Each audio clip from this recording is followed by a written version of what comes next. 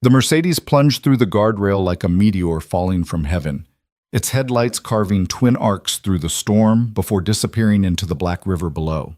Daniel Hayes had exactly 3 seconds to decide drive past like everyone else would, or dive into those churning waters after a complete stranger. 3 seconds that would shatter everything he thought he knew about fate, fortune, and the price of doing the right thing. Friends settle in for a story that proves sometimes the poorest among us possess the richest hearts. And hey, drop a comment with your city. I'd love to know how far this tale has traveled tonight. The rain hammered against Daniel Hayes' windshield with the fury of 1,000 angry fists, each drop exploding into silver fragments that blurred the world beyond recognition. His 2003 Honda Civic groaned with every gust of wind that swept across Riverbend Bridge, the old suspension creaking like arthritic joints. Daniel gripped the steering wheel tighter, his calloused hands aching from another 12-hour shift at Morrison Manufacturing, where he operated the same metal press that had claimed 2 of his fingers 8 years ago, back when safety regulations were more suggestion than requirement. "Just get home," he muttered to himself, squinting through the storm. "Maya's got that science project due tomorrow, and Lily needs her lunch money for the field trip." The dashboard clock glowed 11:47 p.m. in sickly green digits. Another late night, another missed bedtime story, another broken promise to his daughters that he'd be there to tuck them in. The weight of single parenthood pressed down on his shoulders, heavier than any industrial machinery, a burden he'd carried alone for 3 years now, ever since cancer had stolen Rebecca from their lives with the same ruthless efficiency that poverty stole dreams. Lightning split the sky, illuminating the bridge in stark photographic clarity for one brilliant moment. That's when Daniel saw it, a black Mercedes-Benz S-Class, the kind of car that cost more than he'd make in 5 years hydroplaning across 3 lanes of traffic. Time seemed to crystallize each second, stretching like heated glass as the luxury vehicle spun in an elegant, deadly ballet toward the bridge's edge. The driver, he could just make out a woman's silhouette, fought for control, her hands wrestling with the wheel as the car's rear end swung wide. But physics had already written the ending to this story. The Mercedes struck the guardrail at 60 miles per hour, the metal barrier crumpling like aluminum foil. For one impossible moment, the car seemed to hover at the edge, balanced between safety and disaster, its xenon headlights blazing into the void. Then it was gone. The splash was audible even over the storm's rage, a sound that punched through Daniel's chest and grabbed his heart with icy fingers. Without conscious thought, his foot slammed the brake pedal. The Civic skidded to a stop, its worn tires screaming against wet asphalt. 3 other cars swept past him, their drivers either oblivious or unwilling to acknowledge what had just happened. In this city, in this economy, people had learned to mind their own business, to keep their heads down and their problems small. But Daniel Hayes had never learned that lesson. He was out of his car before his brain could catalog all the reasons this was insane. The rain struck him like a physical assault, instantly soaking through his faded Morrison Manufacturing uniform. The name Danny was still visible on the breast pocket embroidered there by Rebecca's careful hands years ago when the world had been kinder and possibilities had seemed endless. Daniel sprinted to the twisted gap in the guardrail, his work boots splashing through puddles that reflected the bridge's sodium lights like pools of liquid gold. 40 feet below the river churned with spring runoff, swollen and angry from 3 days of torrential rain. The Mercedes was already listing to one side, its elegant lines disappearing beneath the black water. The headlights still blazed beneath the surface, twin beacons of fading hope. Son of a... Daniel didn't finish the curse. He was already climbing over the jagged metal, feeling it tear through his pants and bite into his thigh.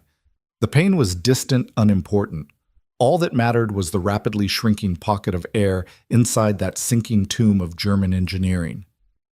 The fall lasted forever, and an instant simultaneously. Daniel had time to think about his daughters, Maya, 15, and brilliant with her mother's eyes and his stubborn streak. Lily, 11, and fearless, who still believed her daddy could fix anything. He thought about the half-finished homework on the kitchen table, the overdue electric bill, the parent-teacher conference he'd have to miss next week because Morris wouldn't give him the time off. Then the river swallowed him whole. The cold was beyond description, a savage, crushing force that drove every molecule of air from his lungs and tried to stop his heart mid-beat. The current grabbed him immediately, spinning him in the darkness until up and down became meaningless concepts. But those headlights, those blessed beautiful headlights, gave him direction. Daniel forced his numbing limbs to move, swimming with the desperate strength of a man who had too much to live for to die in this muddy grave. The Mercedes had hit the river roof first, flipping in its descent. Now it sat upright on the riverbed, 10 feet down and sinking deeper. The electric system was failing, the lights flickering like dying stars. Daniel dove, his lungs already screaming from the cold and effort. Through the driver's side window he saw her. Isabella Carter, though he didn't know her name yet, was trapped in a pocket of air that grew smaller with each passing second. Her designer dress, something that probably cost more than his monthly rent, floated around her like dark silk. Blood traced a delicate line from a gash on her forehead, the red dissolving into the murky water. But her eyes, God, her eyes were alive with terror and determination in equal measure. She wasn't screaming or panicking. She was fighting, pulling at her seatbelt with manicured nails that were already torn and bleeding. Their eyes met through the glass barrier, and something passed between them, a recognition that transcended social class and circumstance. In that moment, she wasn't a millionaire, and he wasn't a factory worker. They were just two human beings separated by 3 inches of German automotive glass and united by the most primal of all equations, life or death. Daniel grabbed the door handle and pulled. Nothing. The water pressure held it sealed better than any lock. The car continued its descent, the hood now tilting upward as water flooded the engine compartment. Isabella's air pocket shrank to mere inches. She pressed her face to the ceiling, gasping at the last precious oxygen. "Hold on!" Daniel shouted, though the words were lost in a burst of bubbles.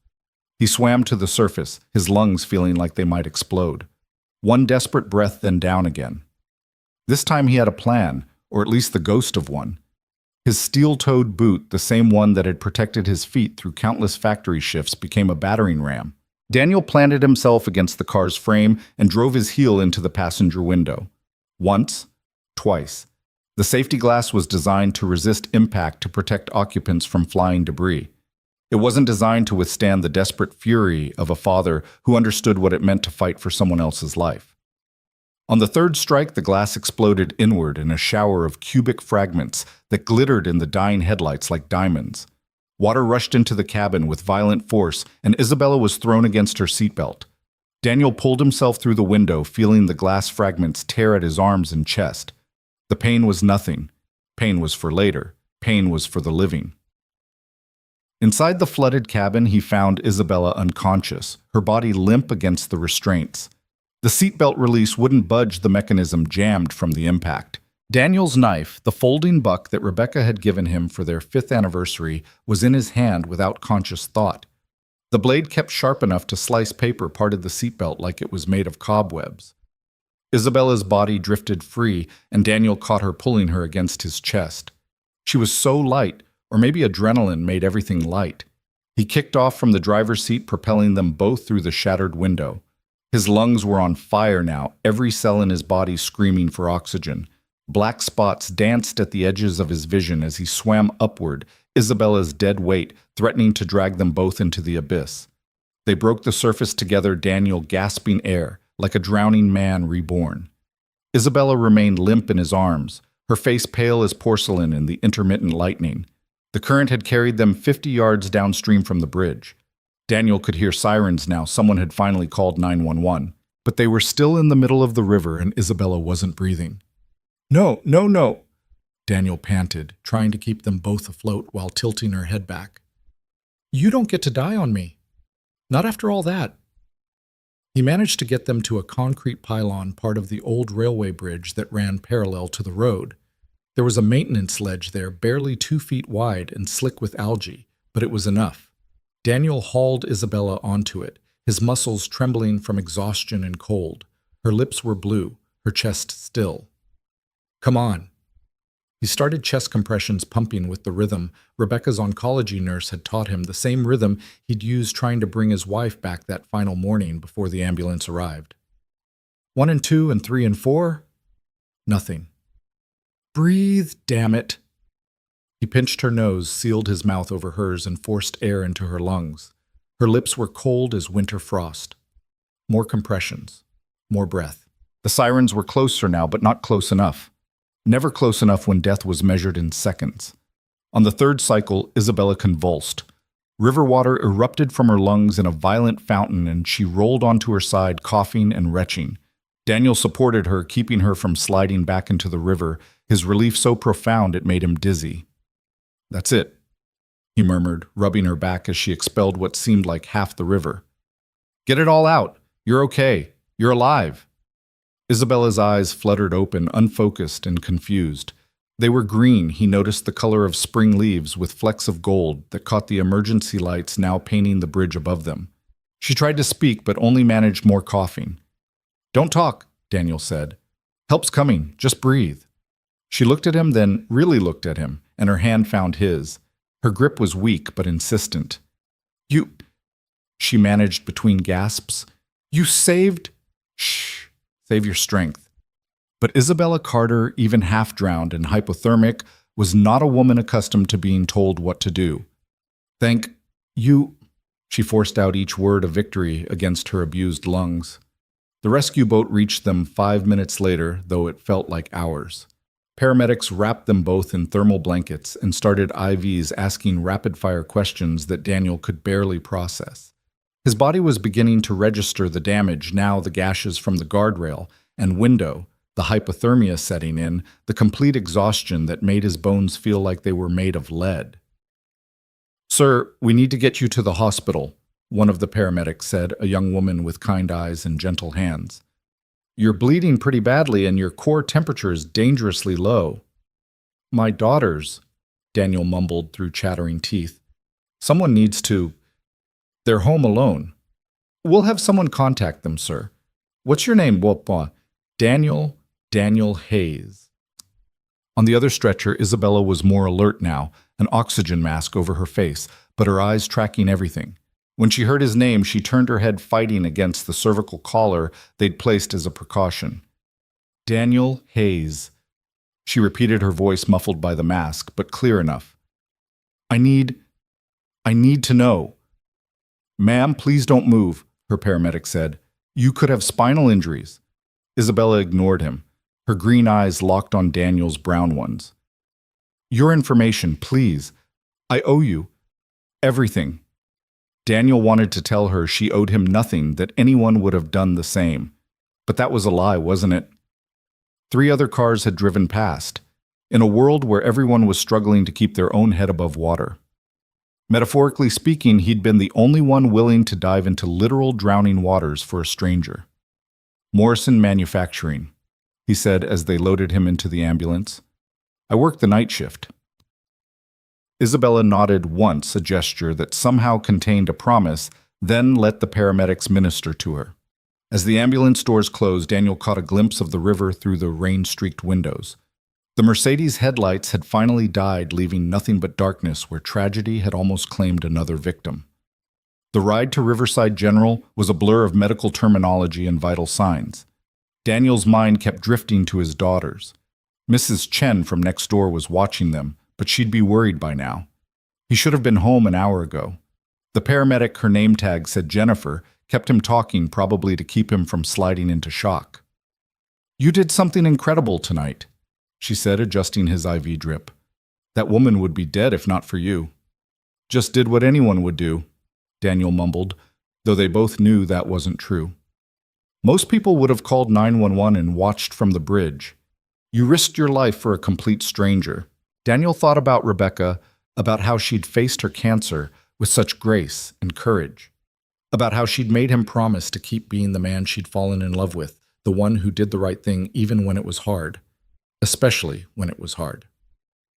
"My wife," he said, not sure why he was telling this stranger. "She died 3 years ago, cancer. Before she went, she made me promise to teach our girls that people matter, that we're all in this together. How could I face them if I'd just driven past?" Jennifer squeezed his shoulder gently. "Your wife sounds like she was an amazing woman." "She was." Daniel closed his eyes, seeing Rebecca's face in his mind, not as she'd been at the end ravaged by chemo and radiation, but as she'd been on their wedding day, radiant with joy and possibility. "She really was." At the hospital, they rolled him into the emergency department, the fluorescent lights harsh after the darkness of the night. He could hear Isabella being brought in behind him, her voice stronger now, asking questions and making demands. Even half dead, she had the tone of someone accustomed to being in charge. "I need a phone," she was saying. "I need to call my office. There are things that need to be—" "Ma'am, it's past midnight," a nurse said patiently. "And you nearly drowned. The office can wait." "You don't understand. I have responsibilities. There are people depending on—" Her voice faded as they took her to a different treatment room. Daniel found himself oddly disappointed. In those intense moments in the river, he'd felt connected to her in a way that defied explanation. Now returned to the regular world with its regular boundaries, she was just another rich person whose life had briefly intersected with his. Dr. Patel, the emergency physician who treated Daniel, was thorough and professional. 17 stitches for the gash on his thigh, 8 more for his arms. Antibiotics for the river water he'd swallowed. Warming blankets and heated IV fluids for the hypothermia. Blood tests to check for infection or contamination. "You're lucky," Dr. Patel said, reviewing his chart. "A few more minutes in that water, and we'd be having a different conversation. The human body isn't designed for that kind of cold stress." "Will I be able to work tomorrow?" Daniel asked. "I mean, today. My shift starts at noon." Dr. Patel looked at him like he'd suggested running a marathon. "Mr. Hayes, you nearly died tonight. You need at least a week of rest, possibly more. Those wounds need time to heal, and your body needs to recover from the trauma." "I can't miss a week of work. I've got bills, kids to feed." "You also have a body that's been through severe trauma.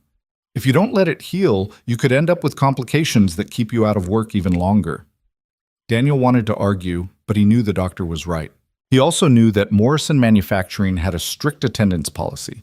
A week off without proper documentation would mean termination. And in this economy, in this town, factory jobs weren't exactly growing on trees. "Could you write me a note?" he asked.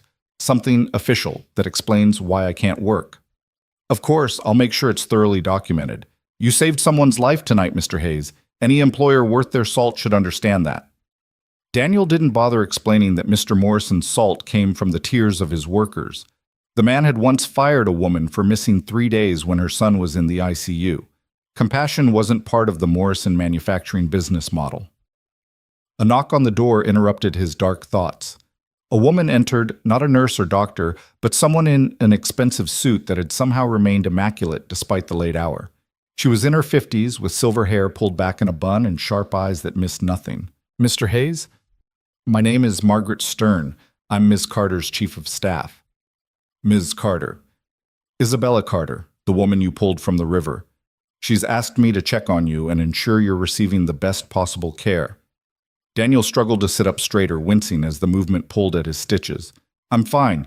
The doctors here are taking good care of me." Margaret's expression softened slightly. "She also wanted me to give you this." She handed him a business card, heavy stock embossed lettering. "Isabella Carter, CEO, Carter Innovations. She'd like to speak with you when you're both feeling better.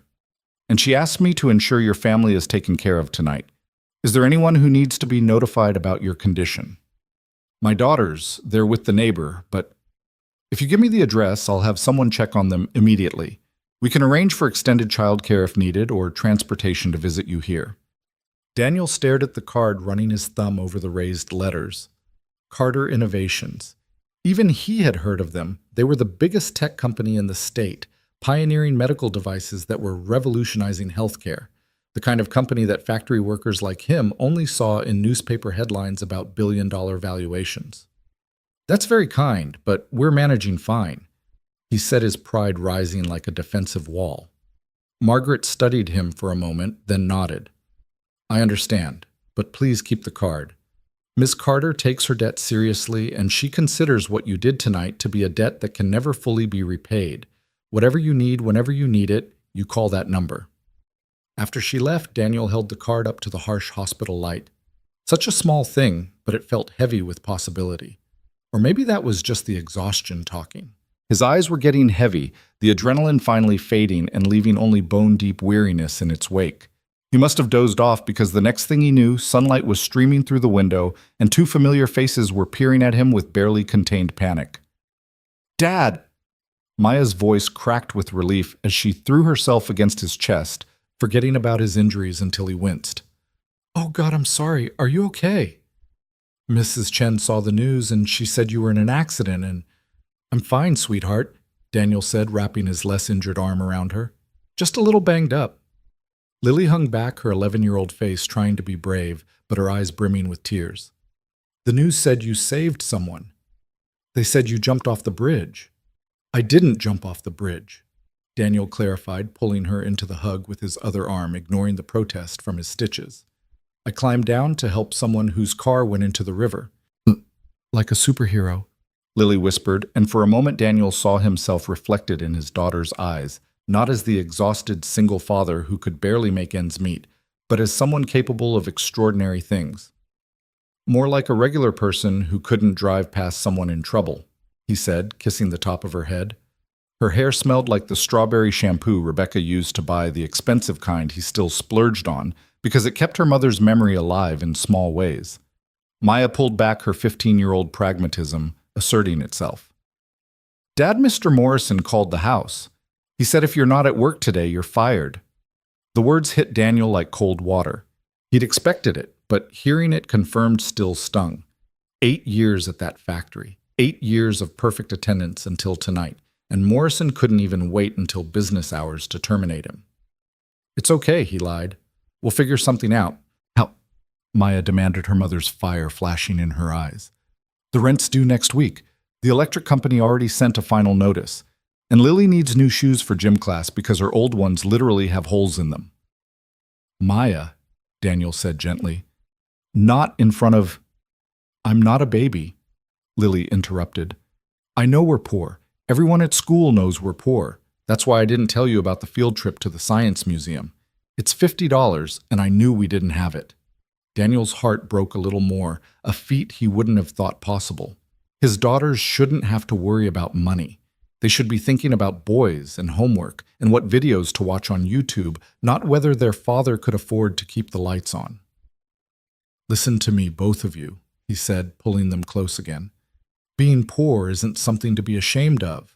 We have each other, we have our home, and we have our dignity. Your mother and I—" "Mom would have jumped in that river too," Maya said quietly. "Even if it meant leaving us, because that's who you both were. Are. The kind of people who help."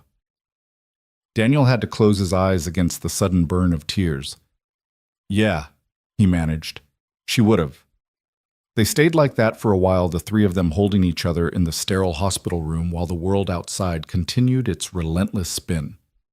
Finally, a knock interrupted their family moment. Dr. Patel entered, followed by someone Daniel didn't expect to see. Isabella Carter stood in the doorway wearing a hospital gown and robe, but somehow making them look elegant. Her forehead was bandaged, and she moved carefully, but her green eyes were clear and intensely focused. Margaret Stern stood behind her, looking disapproving of her boss's ambulatory adventure.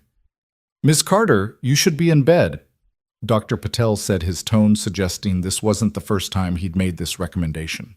"I'll rest when I've done what needs to be done," Isabella replied, her voice carrying the kind of authority that made arguing seem pointless. She looked at Daniel's daughters, and her expression softened. "You must be Maya and Lily. Your father told me about you in the ambulance, though I'm not sure he remembers. He was quite insistent that someone check on you." Lily, never one to be shy, stepped forward. "Are you the lady my dad saved?" "I am." Isabella moved into the room, her movements careful but determined. "And I owe him, and by extension you, a debt I can never fully repay." "We don't need—" Daniel started, but Isabella held up a hand. "Mr. Hayes, I understand you were terminated from your position at Morrison Manufacturing because of last night's events. How did you—" "I make it my business to know things," Isabella said simply. "It's how I've built my company. It's also how I know you're a single father, that your wife Rebecca passed away 3 years ago from complications related to breast cancer, that you've been working double shifts to cover medical debts, and that you have an engineering degree from State University that you've never been able to use because you had to take the first job available when Rebecca got sick. Daniel felt exposed, vulnerable. You investigated me.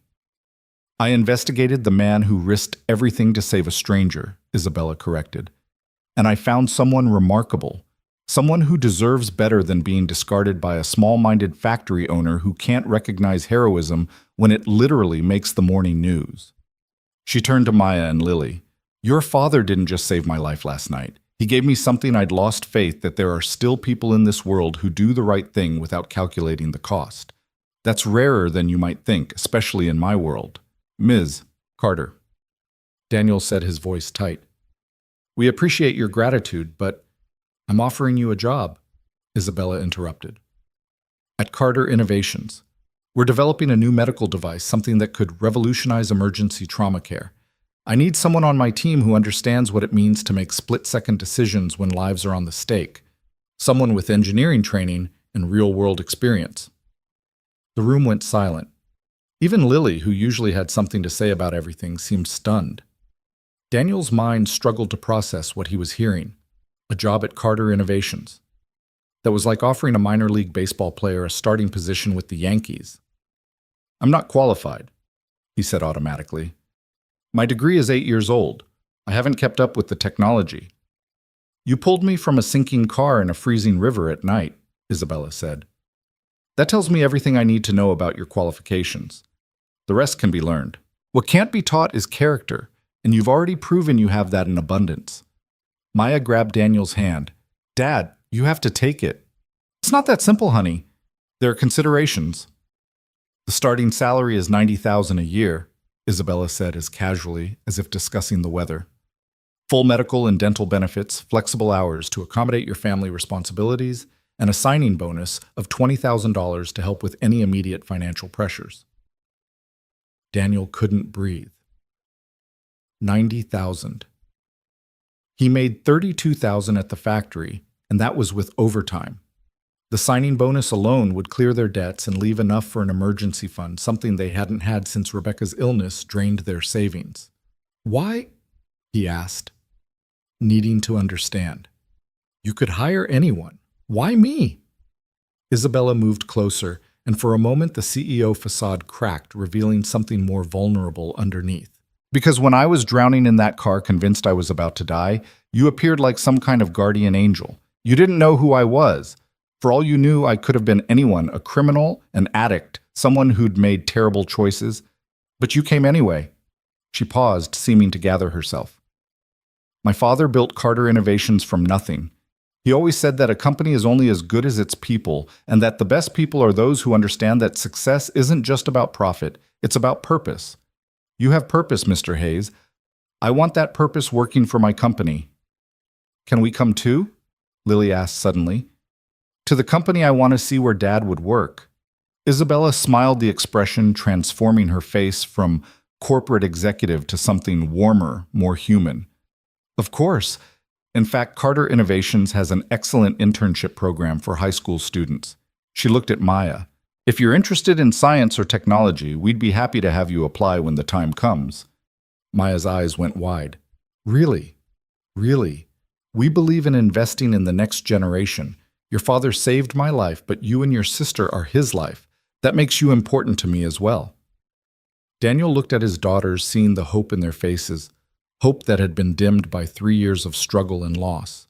Then he looked at Isabella Carter, this woman who'd literally fallen into his life and was now offering to change it completely. When would I start? He heard himself ask. Isabella's smile widened. As soon as you're medically cleared, Dr. Patel suggests a week of recovery. I'd prefer 2 weeks paid, of course, to ensure you're fully healed. Margaret will handle all the paperwork and arrange for movers to help if you need to relocate closer to our offices. Movers? Daniel was still trying to catch up. Our main campus is in Riverside Corporate Park. The commute from your current address would be over an hour each way. We have several corporate housing options available, or I can have my real estate team help you find something suitable. The signing bonus should cover any deposits or moving expenses. It was too much too fast. Daniel felt like he was drowning again, but this time in possibility rather than river water. I need to think about this. Of course. Isabella reached into her robe pocket and pulled out a card identical to the one Margaret had given him earlier. Take all the time you need. But Mr. Hayes, Daniel, please understand that this isn't charity. This isn't pity or some misguided sense of obligation. I'm offering you this position because I believe you'll be an asset to my company. The fact that you saved my life just means I got to see your character before a traditional interview would have revealed it. She turned to leave, then paused at the door. Oh, and Mr. Morrison, the owner of your former workplace. He'll be receiving a call from my legal team regarding wrongful termination. Colorado law protects employees who miss work due to emergency situations, especially those involving the preservation of human life. I believe the penalties can be quite substantial. That's not necessary, Daniel started. Yes, Isabella said firmly. It is. People like Morrison thrive because no one holds them accountable. Consider it my first lesson in your new position. Never let anyone get away with doing the wrong thing when you have the power to stop them. After she left the room, felt smaller somehow, as if her presence had expanded the walls and her absence had let them contract again. Daniel's daughters were both staring at him with expressions of awe and excitement. Dad, Maya said slowly, did you just get offered a job that pays 3 times what you were making? I think so, Daniel said, still not quite believing it himself. And did she just say she was going to sue Mr. Morrison? I think so. Lily bounced on her toes. This is the best day ever. Well, except for you almost dying. That part was terrible, but the rest is amazing. Daniel pulled them both close again, breathing in the reality of his family, of their continued existence together, despite everything life had thrown at them. Your mom would have been proud, he murmured. She is proud, Maya corrected. Wherever she is, she's proud. Dr. Patel returned a few minutes later to check Daniel's vitals and change his bandages. Ms. Carter is quite a force of nature, he observed. She's already arranged for you to have a private room for your recovery, and she's insisted on covering all medical expenses not handled by insurance. She doesn't need to do that. Try telling her that, Dr. Patel said with a wry smile. I've been her physician for 5 years, and I've never once won an argument with her. The woman could negotiate with death itself and probably get a better deal. As if to prove his point, Margaret Stern appeared again, this time with a tablet and a stack of paperwork. Mr. Hayes, I've taken the liberty of preparing the employment contracts for your review. I've also arranged for a car service to take your daughters home whenever they're ready, and I've had groceries delivered to your apartment so you don't need to worry about shopping when you're discharged. That's really not necessary, Margaret finished. Perhaps not, but Ms. Carter was quite specific in her instructions. She said, and I quote, "That man dove into a freezing river without hesitation. The least we can do is make sure his children don't have to worry about dinner." She handed him the tablet. The employment contract is straightforward, but I recommend having a lawyer review it. If you don't have one, we can provide a referral to an independent attorney who can advise you. Daniel looked at the contract, the numbers still seeming surreal. But it wasn't just the salary that caught his attention. It was the job description. Senior Engineering Consultant, Trauma Response Division. They were creating a position specifically for him built around his unique combination of technical knowledge and real-world experience. This division, he said. What exactly would I be doing? Margaret's professional demeanor warmed slightly. Ms. Carter has been developing what she calls the Lifeline Project, a portable medical device that can stabilize trauma patients in the field. The problem has been that the engineers designing it have never actually been in true emergency situations. They're brilliant, but they design for ideal conditions. You would bring practical experience to the team, helping them understand what first responders and civilians actually need when every second counts. Like last night, Maya said quietly. Dad would help them design things for people like him who have to make decisions when everything's going wrong. Exactly, Margaret confirmed. Your father's experience, both his technical training and his practical heroism, makes him uniquely qualified for this role. Daniel signed the contract before he could talk himself out of it. Maybe it was reckless. Maybe he should have had someone review it first, but something in his gut told him this was right. This was the opportunity Rebecca would have wanted him to take the chance to use his education and experience to make a real difference. Excellent, Margaret said, taking the tablet back. I'll have it set up your company email and send you information about orientation. In the meantime, focus on recovering. Ms. Carter is serious about you taking at least 2 weeks to heal properly. The rest of the day passed in a blur of visitors and phone calls. The story had made not just local but national news. Factory worker risks life to save tech CEO. And suddenly, everyone wanted to talk to Daniel. He declined all interview requests, having no interest in becoming a media sensation. But he couldn't avoid everyone. His supervisor from Morrison Manufacturing, Ted Rawlings, called to personally apologize. Danny, I'm so sorry about what happened. Morrison's decision, not mine. You know I'd keep you if I could. It's okay, Ted, Daniel said, meaning it. Ted was a good man trapped in a bad system. I've actually got something else lined up. Already? That's fantastic. Where? Carter Innovations. The silence on the other end was so long, Daniel thought the call had dropped. Then Ted whistled low. Holy shit, Danny! From the factory floor to Carter Innovations, that's like going from the minor leagues straight to the World Series. It's just a job, Daniel said, though he knew it was more than that. No, it's not, Ted said. It's a chance. Don't waste it. That evening, as visiting hours were ending and his daughters reluctantly prepared to leave with the car service Margaret had arranged, Isabella Carter appeared one more time. She moved more easily now, though, still carefully, and she'd changed into regular clothes, designer jeans and a sweater that probably cost more than Daniel's entire wardrobe. I wanted to check on you before I'm discharged, she said, and to thank you again. You've thanked me enough, Daniel said. More than enough. The job offer is a business decision, Isabella interrupted, but this is personal. She pulled a chair close to his bed and sat down, her green eyes serious. I need to tell you something about last night, about why I was on that bridge. Daniel waited, sensing this was important. I was coming back from visiting my father's grave, she said quietly. It was the 10th anniversary of his death. He built Carter Innovations from nothing, and I've spent every day since trying to live up to his legacy. But lately I've been wondering if I've lost sight of what he really wanted to build. Not just a successful company, but one that made a difference. She paused, seeming to gather her thoughts. I've been so focused on profit margins and market share that I'd forgotten why we started the medical device division in the first place. My father had a heart attack at 55. The ambulance took too long, the field treatment was inadequate, and he died before reaching the hospital. He might have lived if the emergency response had been better equipped. I'm sorry, Ed, Daniel said, understanding now why the Lifeline project was so important to her. Last night when I was trapped in that car, I thought about him. I thought about how I was going to die the same way because help couldn't reach me in time. And then you appeared. She met his eyes. You weren't a trained rescue worker. You didn't have special equipment. You were just a man with the courage to act when it mattered. That's what the Lifeline project needs, someone who understands that emergencies aren't clean, controlled situations. They're chaos, and the tools we design need to work in chaos. I'll do my best, Daniel promised. I know you will. Isabella stood.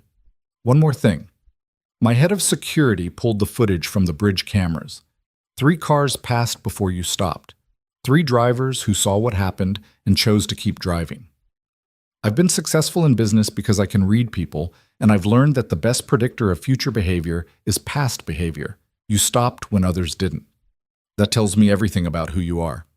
She extended her hand and Daniel shook it, feeling the strength in her grip despite her ordeal. Welcome to Carter Innovations, Daniel Hayes. I have a feeling you're going to change more than just our product designs. After she left, Daniel lay in the darkening room watching the sun set through his window. 24 hours ago, he'd been a factory worker struggling to make ends meet, wondering how he'd pay the electric bill and buy his daughter new shoes. Now he was a senior consultant at one of the most innovative companies in the country with a salary that would transform his family's life. All because he'd chosen to stop on a bridge in a storm. Rebecca would have laughed at the cosmic justice of it all. She'd always believed that the universe had a plan that good things came to those who did good. Daniel had lost that faith when cancer took her, when medical bills destroyed their savings, when he'd had to watch his daughters learn to live with less while their classmates had more. But maybe, just maybe, Rebecca had been right all along. His phone buzzed with a text from Maya. "Dad, there's been a delivery, like a huge delivery. The living room is full of boxes." Before he could respond, another text came through, this one with a photo. Their small apartment's living room was indeed full of boxes, electronics, clothes, what looked like a new laptop and tablets. A note was visible on top of one box, written in elegant handwriting, "For the Hayes family. The future starts today. I see." Daniel closed his eyes, feeling tears slip down his cheeks. They weren't tears of sadness or even joy exactly. They were tears of relief, of gratitude, of the overwhelming realization that sometimes, not often, but sometimes the universe conspires to reward those who act with courage and compassion. Tomorrow would bring new challenges.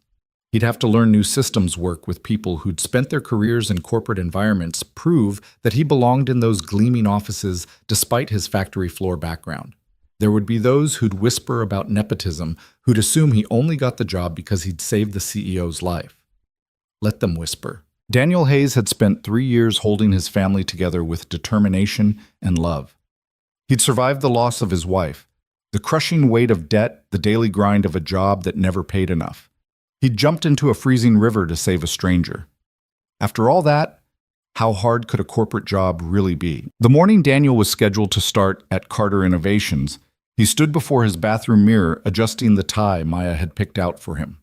It was new part of the wardrobe that had mysteriously appeared courtesy of Isabella's intervention, and it felt strange against his throat after years of wearing factory uniforms. His reflection looked like a stranger, clean-shaven, professionally dressed. The bruises from his river adventure faded to faint yellows and greens. "Dad, you look like one of those guys from the business channels Mom used to watch," Lily said from the doorway, still in her pajamas despite the early hour. She'd insisted on seeing him off on his first day. "Is that good or bad?" Daniel asked, genuinely uncertain. "Good. You look like someone important." But Daniel didn't feel important as he drove through the gates of Riverside Corporate Park in his old Honda Civic, acutely aware of how it looked parked among the BMWs and Teslas in the employee lot. The Carter Innovations building was a monument to modern architecture, glass and steel, reaching toward the sky, solar panels glinting on every surface, the company logo rotating slowly on a fountain that seemed to defy gravity. Margaret Stern met him in the lobby, as composed and professional as she'd been in the hospital. "Mr. Hayes, welcome.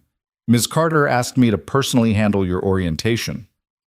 The next hours were a whirlwind of paperwork, ID badges, and introductions. The offices were like something from a science fiction movie, open floor plans with standing desks, meditation rooms, a cafeteria that looked more like a 5-star restaurant. Engineers worked on holographic displays discussing problems Daniel only half understood despite his degree. "This is where you'll be working," Margaret said, leading him to a corner office with floor-to-ceiling windows overlooking the city. "Ms. Carter insisted you have a space that allows for both privacy and collaboration." Daniel stood frozen in the doorway. The office was bigger than his apartment's living room.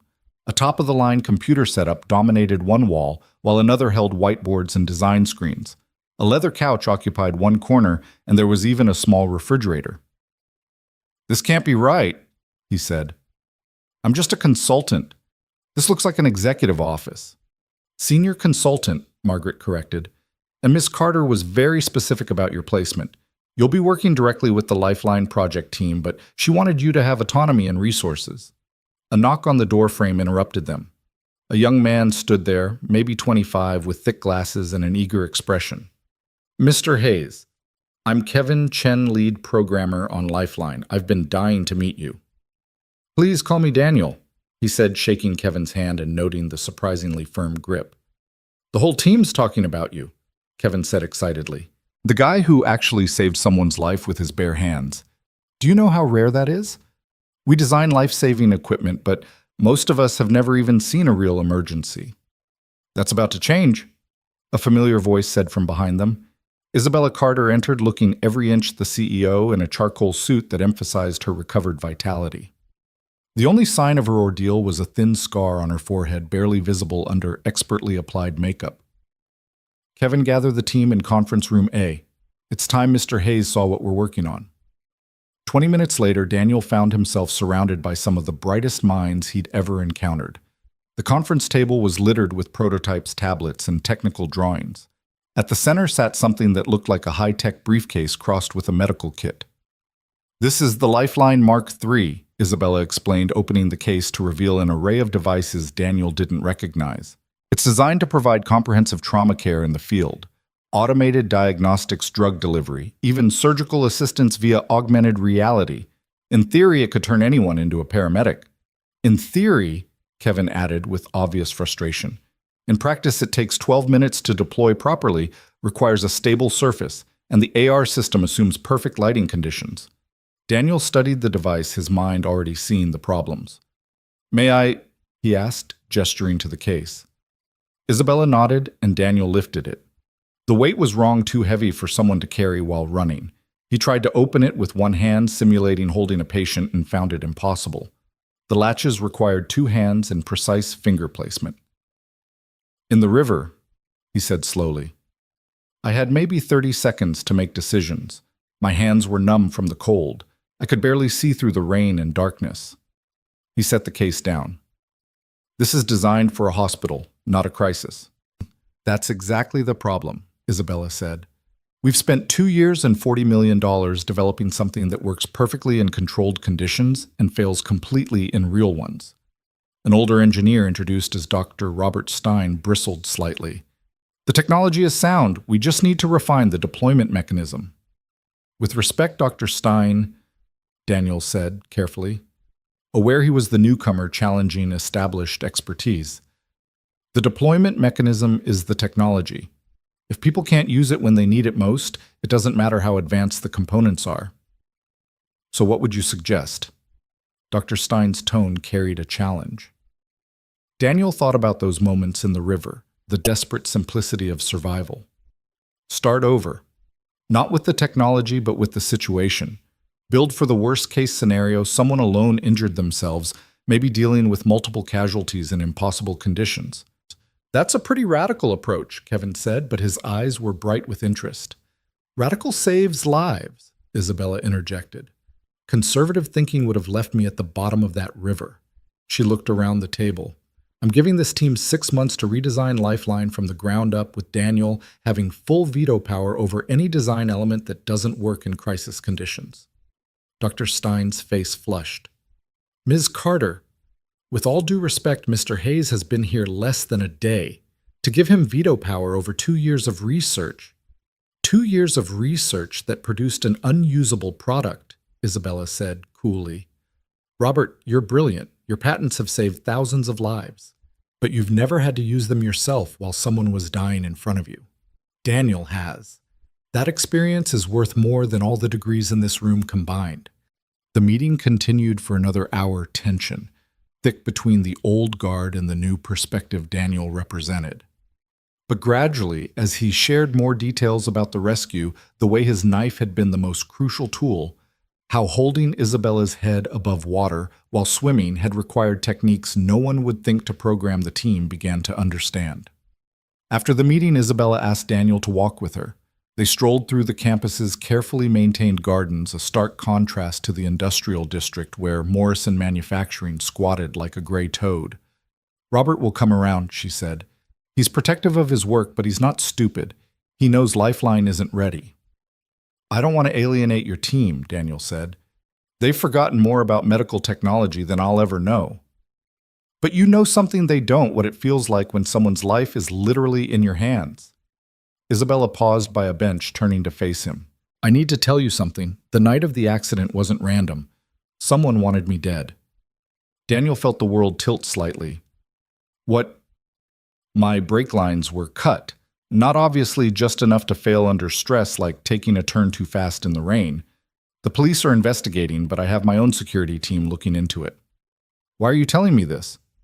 "Because if you're working closely with me, you could become a target too. You deserve to know the risk." Daniel thought about his daughters, about the new stability he'd just found for them. Then he thought about Isabella in that sinking car fighting against her seatbelt with bloody fingers. Someone tried to kill you, and your response is to keep going to work. My response is to find out who and why, Isabella corrected. The best defense is understanding your enemy, and right now I need people around me I can trust. You jumped into a river for a stranger. That makes you more trustworthy than anyone else in my orbit. You can't run a company based on who would jump in rivers for you. No, but I can build an inner circle that way. She started walking again. There's a board meeting next week. Some members are pushing for a merger with Nexus Pharmaceuticals. I've been blocking it because Nexus has a history of buying innovative companies and shelving their research to protect existing profits. And someone thought killing you would clear the path for the merger. That's one theory. Another is that someone wants to steal the lifeline technology before we can patent the final version. The medical device industry is worth billions, and a truly functional field trauma system would revolutionize emergency medicine. They'd reached the building's main entrance again. Through the glass, Daniel could see employees moving with purpose, building the future one innovation at a time. It was a far cry from the repetitive monotony of the factory floor. I should have told you this before you signed the contract, Isabella said. If you want to reconsider— My wife died of cancer, Daniel interrupted. Slow, painful, watching her fade a little more each day. If someone wants to come after me, at least it'll be quick. Isabella studied him. That's a dark way to look at it. That's an honest way to look at it. I spent 3 years being afraid of bills, afraid of losing the house, afraid of failing my daughters. I'm tired of being afraid. If working here means taking risks, then I'll take them. But I need you to promise me something. What? If something happens to me, you'll make sure my daughters are taken care of. College funds, health insurance, whatever they need. Nothing's going to happen to you, Isabella said firmly. I've already assigned a security detail. A what? You won't see them. They're very discreet. But until we know who's behind the attack, I'm not taking chances with the man who saved my life. Daniel wanted to protest, but the set of Isabella's jaw suggested it would be pointless. My daughters are covered too. Like I said, discreet. They won't even know they're being watched. The next days blurred together in a combination of intensive learning and gradual integration. Daniel spent mornings with the Lifeline team, challenging assumptions and offering perspectives that made Dr. Stein alternately frustrated and intrigued. Afternoons were dedicated to catching up on 8 years of technological advancement, with Kevin serving as an enthusiastic tutor. You're picking this up faster than expected, Kevin said one afternoon as they reviewed the latest diagnostic algorithms. Your engineering foundation is solid. Rebecca used to say I was too stubborn to admit when something was too hard for me, Daniel replied, then caught himself. He'd been mentioning his wife more lately, as if the new environment had loosened the tight grip he'd kept on his grief. She sounds like she was special. She was. Daniel pulled up a photo on his phone, Rebecca, at their last Christmas together, thin from chemo, but smiling, surrounded by wrapping paper and their daughter's laughter. She would have loved this place. She was always pushing me to do more with my degree. Why didn't you? Life. Kids came early before we were really ready. Rebecca's parents died in a car accident, leaving medical bills. My dad had a stroke and needed care. There was always something more immediate than career advancement. Kevin adjusted his glasses, a nervous habit Daniel had noticed. My parents sacrificed everything to send me to MIT. Sometimes I feel guilty working here, making more in a year than they made in 10. Don't, Daniel said firmly. Parents sacrifice so their kids can have better lives. The best way to honor that is to succeed. A commotion in the hallway interrupted them. Raised voices, then the sharp crack of something breaking. Daniel was moving before his brain fully processed the sound, old instincts from years of factory accidents taking over. In the main lab, Dr. Stein stood amid the wreckage of what had been a prototype, his face flushed with rage. A younger engineer, Sarah Martinez, was backed against a wall looking terrified. 3 months of work, Stein shouted, destroyed because you couldn't follow basic protocols. I ran the simulation exactly as specified, Sarah started. Obviously not, or we wouldn't be looking at a $50,000 mistake. Daniel stepped between them, his voice calm but firm. Dr. Stein, why don't we take a break? Sarah, could you show me what happened? Stein whirled on him. This isn't your concern, Hayes. You're here to consult on field applications, not manage my staff. I'm here to help make Lifeline work, Daniel replied evenly. That includes making sure the team can function under pressure. Right now, you're creating more pressure than any emergency would. For a moment, the lab went silent, everyone watching to see how the confrontation would play out. Then Isabella's voice cut through the tension. Dr. Stein, my office, now. She stood in the doorway, her expression neutral, but her tone brooking no argument. Mr. Hayes, please assess the damage and report to me within the hour. After Stein stormed out, Daniel helped Sarah gather the broken pieces of the prototype. You okay? She nodded, though her hands were shaking. He's been getting worse lately. Ever since you arrived, actually. I think he feels threatened. By me, I barely understand half of what you all are working on. But you understand the half that matters, Sarah said. The human half. Stein's brilliant, but he sees problems as equations to solve, not lives to save. Daniel studied the broken device, recognizing some of the components. What was this supposed to do? Automated injection system. It reads vital signs and administers appropriate drugs without human intervention, but the pressure sensors kept failing in the simulation. Show me the specs. For the next 30 minutes, Sarah walked him through the design. The technology was impressive, but Daniel kept coming back to a fundamental flaw. You're assuming the patient will be still, he said, finally. In real trauma, people thrash. They fight even when you're trying to help them. Isabella nearly punched me in the face when I was pulling her out. Sarah's eyes widened. We never accounted for resistance movement. Because you've never had someone dying in your arms, Daniel said gently. It's not a criticism, it's just a gap in experience. That's why Isabella brought me here. When he reported to Isabella's office, he found her standing at the window wall looking out at the city. Dr. Stein's termination paperwork sat on her desk. You're firing him, Daniel asked. He's brilliant, Isabella said without turning. Published, respected, innovative. He's also toxic to the team dynamic and resistant to change. I kept him this long because of his expertise, but expertise without adaptability is just expensive stubbornness. He's been here since the beginning. The team respects him. The team fears him. There's a difference. She finally turned and Daniel saw exhaustion in her eyes. I need you to take over as project lead. What? No. I've been here 2 weeks. I'm not qualified. You just solved in 30 minutes what Stein couldn't fix in 3 months. Sarah texted me about the movement resistance issue. It's brilliant in its simplicity. It's common sense if you've been in actual emergencies. Exactly.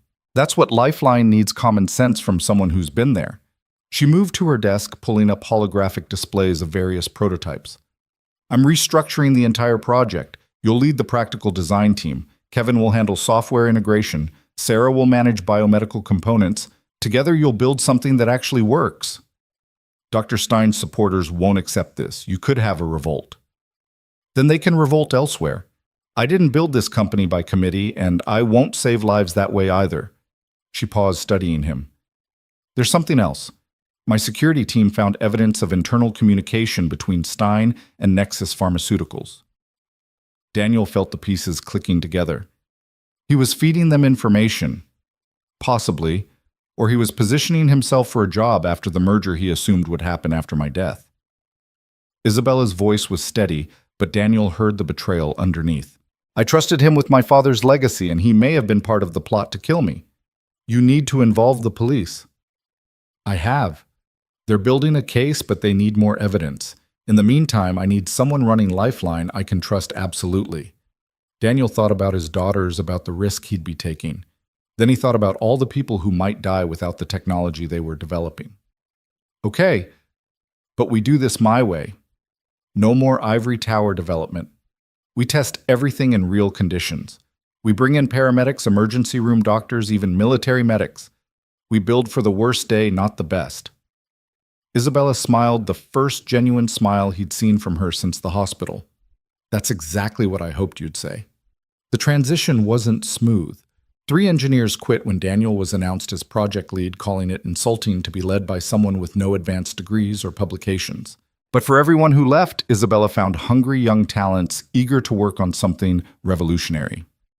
Daniel instituted Reality Fridays, where the team would simulate actual emergency conditions. They'd work in the rain and the dark, with artificial injuries limiting their mobility. Kevin initially protested that it was unnecessarily dramatic, but changed his mind when he couldn't open the first aid kit with gloves simulating blood-slicked hands. "This is impossible," he gasped, fighting with a simple latch. "Now imagine you're doing it while someone's screaming," Daniel said, "while their family is begging you to save them, while you can hear sirens in the distance but know they won't arrive in time." Sarah revolutionized the drug delivery system by abandoning automation altogether, instead creating color-coded, shape-specific modules that could be identified by touch alone. Green triangles for adrenaline, red circles for morphine, blue squares for anticoagulants. Simple, foolproof, designed for chaos. The breakthrough came 6 weeks into Daniel's leadership during a particularly frustrating night session. The team had been working 18-hour days trying to meet Isabella's aggressive deadline. Daniel found himself alone in the lab at 2 a.m. surrounded by failed prototypes. "You should go home," Isabella said from the doorway. She was still in her work clothes, looking as tired as he felt. "Your daughters need you." "They're with Mrs. Chen tonight. Maya has a calculus test tomorrow, and she focuses better there. Less drama than her sister creates." Isabella entered the lab, picking up one of the discarded prototypes. "We're trying too hard. Or not hard enough." "No." She set the device down. "My father used to say that the best solutions were simple ones complicated by committee. We've been adding features instead of removing obstacles." Daniel looked at the cluttered workbench at all their elaborate solutions to basic problems. "When I pulled you out, I had 3 tools that mattered: my hands, my knife, and the will to use them. So what does Lifeline really need to be? A force multiplier, not a replacement for human judgment, but an enhancement of human capability." Daniel grabbed a marker and started sketching on the whiteboard. Modular, intuitive. Each component works independently, but better together. Isabella watched him work, adding her own notes. "Like a Swiss Army knife for medical emergencies." "Exactly. If someone only has time to grab one component, it should still be useful. But if they have the full kit, they can perform miracles." Isabella's eyes were bright with possibility. This could work. They worked until dawn, redesigning Lifeline from first principles. When the team arrived that morning, they found the entire concept reimagined on the conference room walls. Kevin studied the new schematics with growing excitement. This is brilliant. We've been trying to build a hospital in a box when we should have been building tools for heroes." "Not heroes," Daniel corrected. "Regular people in extraordinary circumstances. Heroes are rare. Courage is common if you give it the right tools." The new design phase moved with unprecedented speed. Without Stein's rigid oversight, the team flourished. Sarah's medical components became elegant in their simplicity. Kevin's software focused on guidance rather than automation. Daniel insisted every piece be tested by people with no medical training, including Lily when she visited the office. "If an 11-year-old can't figure it out in 30 seconds, it's too complicated," he said, watching his daughter successfully apply a prototype emergency bandage to a mannequin. "Dad, this is so cool," Lily exclaimed. "It shows me exactly where to put pressure." Isabella watched from the doorway, a strange expression on her face. Later, she pulled Daniel aside. "Your daughters are remarkable. They get it from their mother. They get it from both parents." She hesitated, then continued. "I've been thinking about the foundation my father started. It provides scholarships for underprivileged students interested in STEM fields. I'd like Maya to apply. She's only a sophomore. The program includes mentorship and summer internships. She'd be perfect for it." Daniel felt his throat tighten. "Isabella, you've already done so much. This isn't charity. Your daughter has a brilliant mind. It would be criminal to let financial constraints limit her potential." She paused. "Besides, purely selfishly, I need more people like your family in my life. People who understand that success means nothing without purpose." Before Daniel could respond, alarms began blaring through the building. Not fire alarms, security alerts. "Lockdown protocol activated," the building's AI announced. "All personnel remain in place." Isabella's phone buzzed. She answered, her face paling as she listened. There's been a breach in the server room. Someone's trying to steal the lifeline data. They ran toward the security center, Daniel keeping pace with Isabella, despite her longer legs. The hallways were eerily empty employees following lockdown procedures. In the security office, monitors showed a figure in black moving through the server room, downloading files to a portable drive. How did they get past the biometric locks? Isabella demanded. The security chief, Thomas, pulled up access logs. They used Dr. Stein's credentials. He may have left a back door before his termination. Can we stop the download? Not without triggering a complete system wipe. We'd lose everything. Daniel studied the screens, his mind racing. Where's the main power junction for that room? Basement level section C, but Daniel was already moving. Call the police. I'll try to buy time. Daniel, no. Isabella called after him, but he was gone.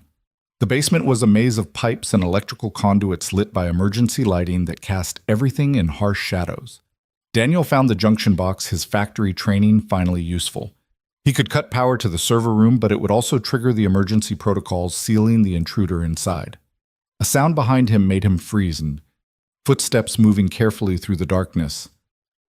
I wondered who would come, a familiar voice said. Dr. Stein emerged from the shadows holding what looked like a modified taser. I should have guessed it would be you. The hero complex is strong. Robert, what are you doing? Taking what's mine. 2 years of my life went into Lifeline.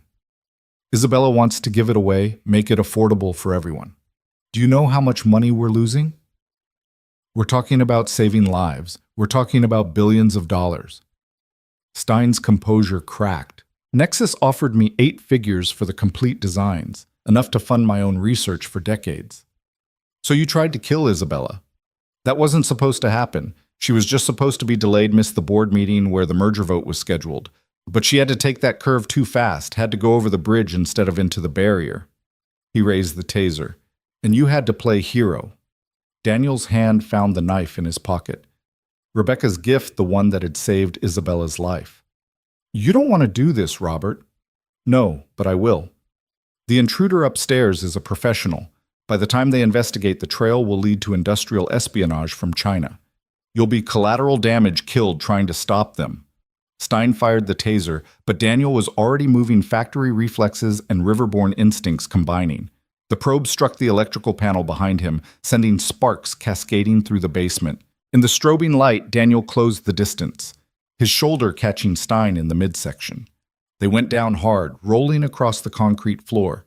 Stein was taller, but Daniel was stronger, years of manual labor having built muscle that gym workouts couldn't match. Still, Stein fought with the desperation of a man facing prison, his elbow catching Daniel's still healing ribs. The knife skittered away, lost in the darkness. They grappled, each seeking advantage, until Daniel managed to pin Stein against a support column. But Stein's hand found a pipe wrench, swinging it toward Daniel's head. The gunshot was impossibly loud in the enclosed space. Stein jerked the wrench, falling from nerveless fingers. Behind them, Isabella stood with Thomas and 2 security guards, her hand steady on a smoking pistol. I'm a very good shot, she said calmly. My father insisted. The next one won't be in your shoulder. Stein collapsed, clutching his wounded shoulder, his grand plan unraveling. The police arrived minutes later, along with federal agents who'd been investigating the industrial espionage angle. The intruder in the server room turned out to be a hired mercenary who quickly gave up Stein as his employer when faced with federal charges. In the aftermath, as paramedics treated Daniel's reopened wounds and police took statements, Isabella found him sitting on the loading dock watching the sunrise. You could have been killed, she said, sitting beside him. So could you. Nice shooting, by the way. I lied. That was the first time I've ever fired a gun outside a range. I was aiming for his leg. Despite everything, Daniel laughed. Don't tell him that. Our secret. She was quiet for a moment. You saved me again. You saved me right back. I'd say we're even. We'll never be even, but maybe that's okay. Maybe the best partnerships are built on mutual debts that can never quite be repaid. Daniel thought about that, about the strange path that had led him from a bridge in a storm to this moment. Your father would be proud of what you're building. I hope so. Isabella stood, offering him her hand. Come on, we have a device to finish, lives to save, a future to build. Daniel took her hand, letting her pull him to his feet. As they walked back into Carter Innovations, he thought about Rebecca, about how she'd always believed in the power of unexpected blessings. 6 months ago, he'd been drowning in a different kind of river: poverty, grief, hopelessness. Now he was part of something larger than himself. The Lifeline Project would go on to save thousands of lives with Daniel's practical insights, making it accessible to first responders worldwide. Maya would get her scholarship, eventually joining Carter Innovations as a lead engineer. Lily would grow up believing anything was possible if you had the courage to reach for it. But all of that was still to come. In this moment, Daniel Hayes walked beside Isabella Carter into a building full of possibility, two survivors bound by water and blood, ready to change the world one innovation at a time. The weeks following Stein's arrest brought a strange mixture of intensity and calm to Carter Innovations. Federal investigators combed through years of communications, uncovering a web of corporate espionage that reached deeper than anyone had imagined. Daniel threw himself into the Lifeline Project with renewed urgency, knowing that somewhere out there other companies were racing to develop similar technology. "Dad, you missed dinner again," Maya said over the phone, her voice carrying that particular blend of understanding and disappointment that made Daniel's chest ache. "I know, sweetheart. I'm sorry. The prototype testing ran long and—" "It's okay. Lily saved you a plate. She made mac and cheese from scratch the way Mom used to." Daniel closed his eyes, leaning back in his office chair. Through the window, the city lights sparkled like earthbound stars. "I'll be home soon. Tell her I'll heat it up when I get there." "Actually," Maya hesitated, "Ms. Carter called earlier. She invited us to dinner tomorrow night, all three of us." Daniel straightened. Isabella had maintained professional boundaries since the incident with Stein, their interactions limited to work discussions and project meetings. A dinner invitation felt like crossing an invisible line. Did she say why? Something about wanting to know the family behind the man who keeps saving her company. Lily's already picking out her best dress. The next evening found Daniel standing outside Isabella's penthouse apartment, his daughters flanking him. The building was the kind of place he'd only seen in movies: a doorman marble lobbies, elevators that required special keys to reach the top floors. "This is where she lives," Lily whispered, eyes wide. "It's like a palace." "It's just an apartment," Daniel said, though he understood his daughter's awe. Isabella answered the door herself, dressed casually in jeans and a simple sweater that somehow made her look younger, more approachable. "You came," she said, genuine pleasure in her voice. "You invited us," Daniel replied, suddenly aware of how his off-the-rack blazer must look in these surroundings. "I was afraid you'd find an excuse. You have a talent for avoiding non-work social situations." She turned to his daughters, her smile warming. "Maya, Lily, I'm so glad you're here. I've heard so much about you both." The penthouse was stunning but surprisingly warm, filled with personal touches. Family photos, worn books, a piano with sheet music scattered across its bench. This wasn't the sterile showplace Daniel had expected. "You play?" Maya asked, noticing the piano. "Badly," Isabella admitted. "My father insisted I learn. He said music taught discipline and mathematics simultaneously. I mostly just enjoyed making noise." Dinner was catered but served family-style, everyone helping themselves from shared dishes. Isabella asked the girls about school, their interests, their dreams, and she listened with genuine attention that made even shy Lily open up. "I want to be a marine biologist, but," Lily announced, then immediately looked embarrassed. "I know it's silly." "Why would that be silly?" Isabella asked. "The oceans are the last frontier on Earth. We know more about the surface of Mars than we do about our own deep seas." "That's what I tell people, but they say there's no money in it, that I should be practical." "Practical is overrated," Isabella said, catching Daniel's eye. "Your father wasn't practical when he jumped into that river. If he had been, I wouldn't be here." "He's always doing impractical things," Maya said with a fond eye roll, "like taking a job he wasn't qualified for just because someone believed in him." "He's more than qualified," Isabella said firmly. "The Lifeline Project has made more progress in 2 months under his leadership than it did in 2 years under Stein." Daniel felt heat rise to his face. "We have a good team, led by a good man." Isabella's gaze held his for a moment before she turned back to the girls. Would you like to see the terrace? You can see the whole city from up there. As the girls explored the wraparound terrace with its stunning views, Isabella and Daniel found themselves alone by the floor-to-ceiling windows. Thank you for coming, she said softly. I know it's awkward mixing personal and professional. It's fine, Daniel interrupted. The girls were thrilled. They don't get many fancy dinners. That's not why I invited you. Isabella turned to face him fully. I've been thinking about what you said about partnerships built on debts that can't be repaid, but I don't want our relationship to be about debt. What do you want it to be about? Before she could answer, Lily's scream pierced the night. Daniel was moving instantly, rushing onto the terrace to find his youngest daughter backing away from a figure climbing over the railing. The man was dressed in black tactical gear, a rappelling rope extending to the roof. He had a gun currently pointed at Lily, who stood frozen between him and the terrace door.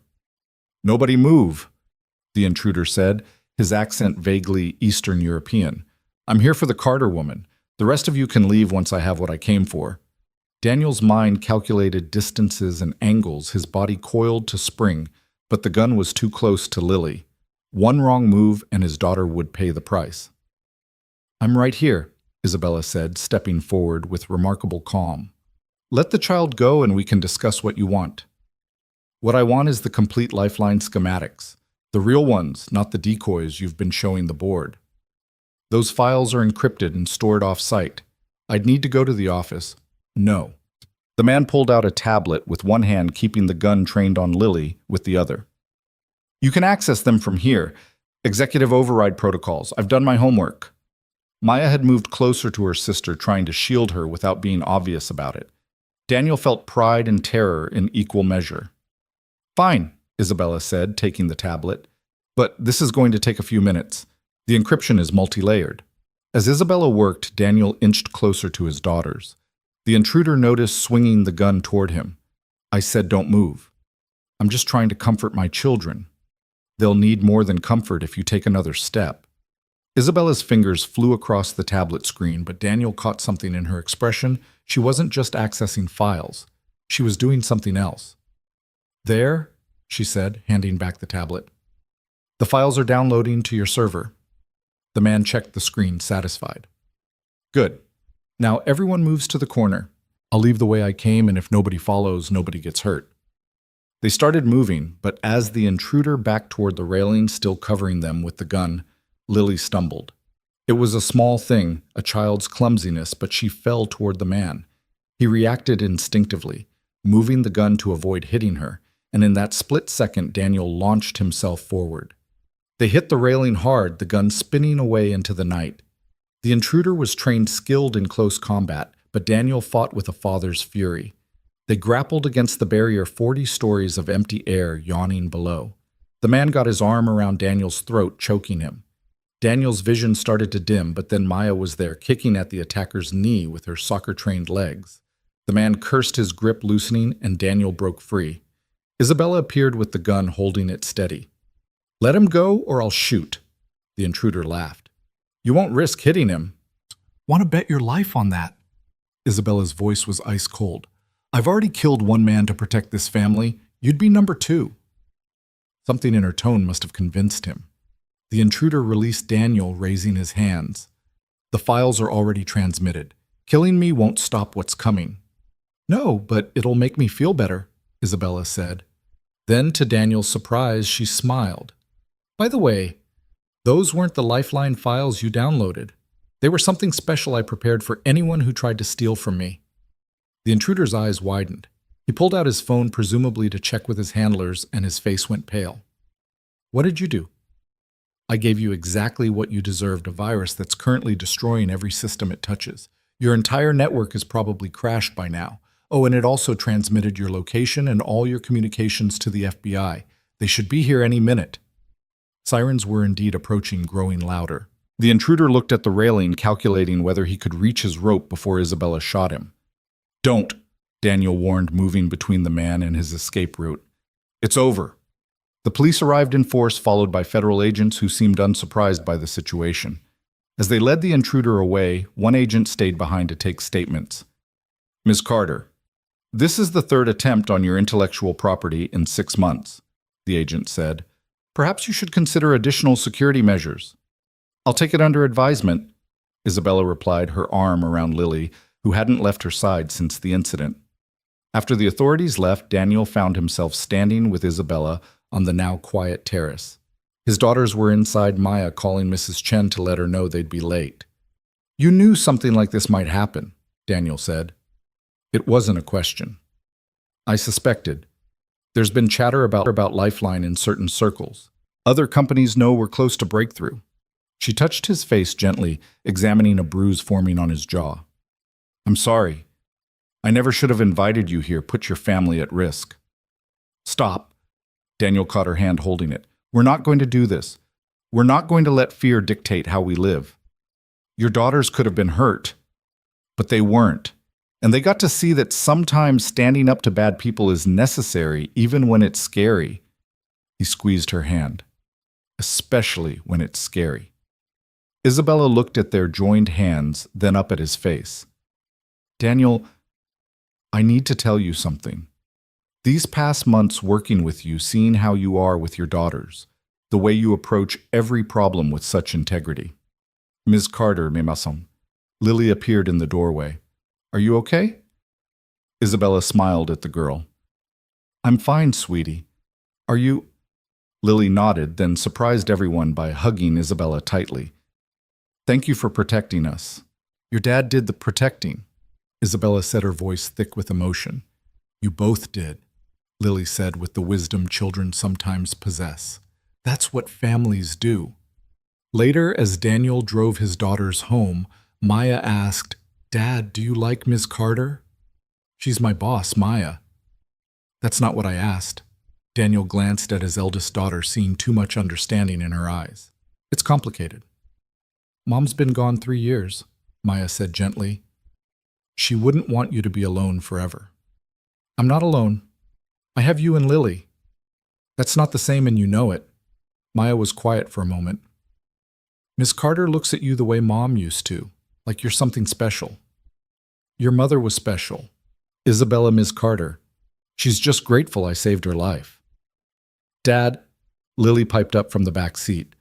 For someone so smart about engineering, you're really dumb about feelings.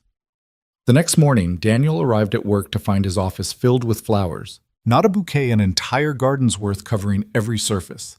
The card simply said, Thank you for last night, Kevin stuck his head in, grinning. Someone's got an admirer.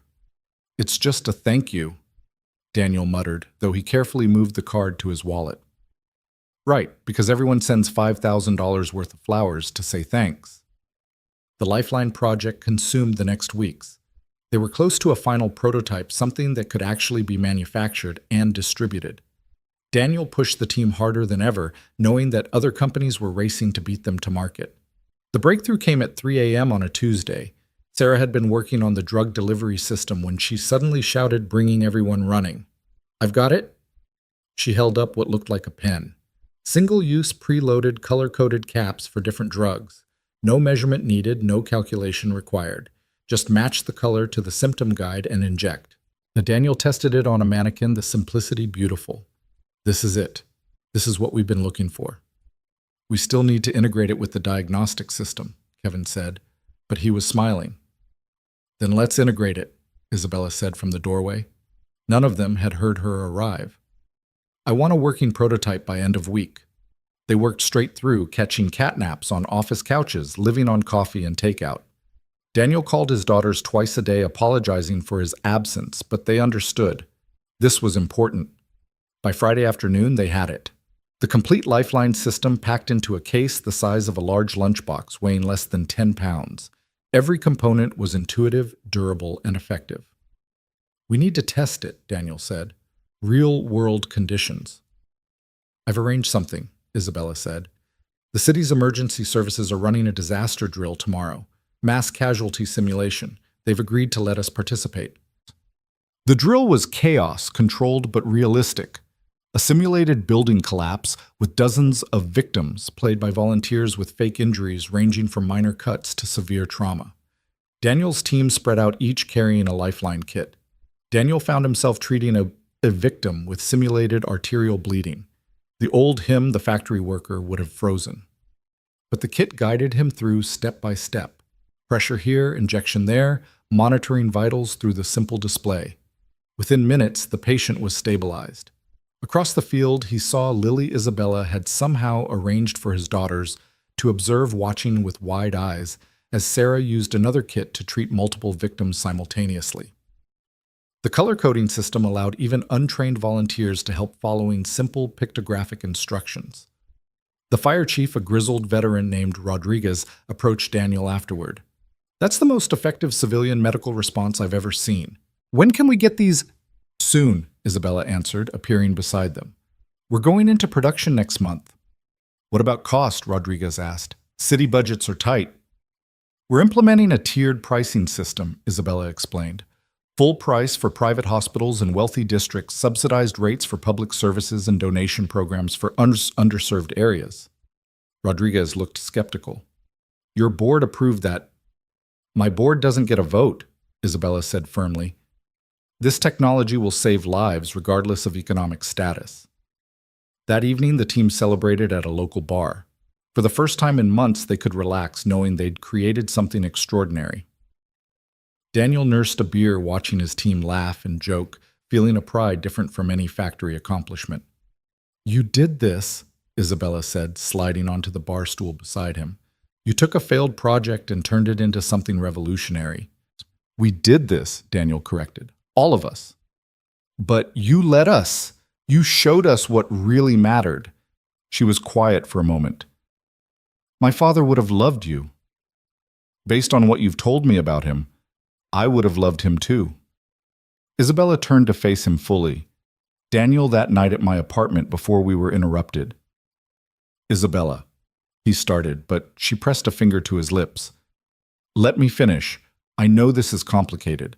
I'm your boss, you're still grieving your wife, and we have a professional relationship that could be jeopardized. I know all the reasons this is a bad idea.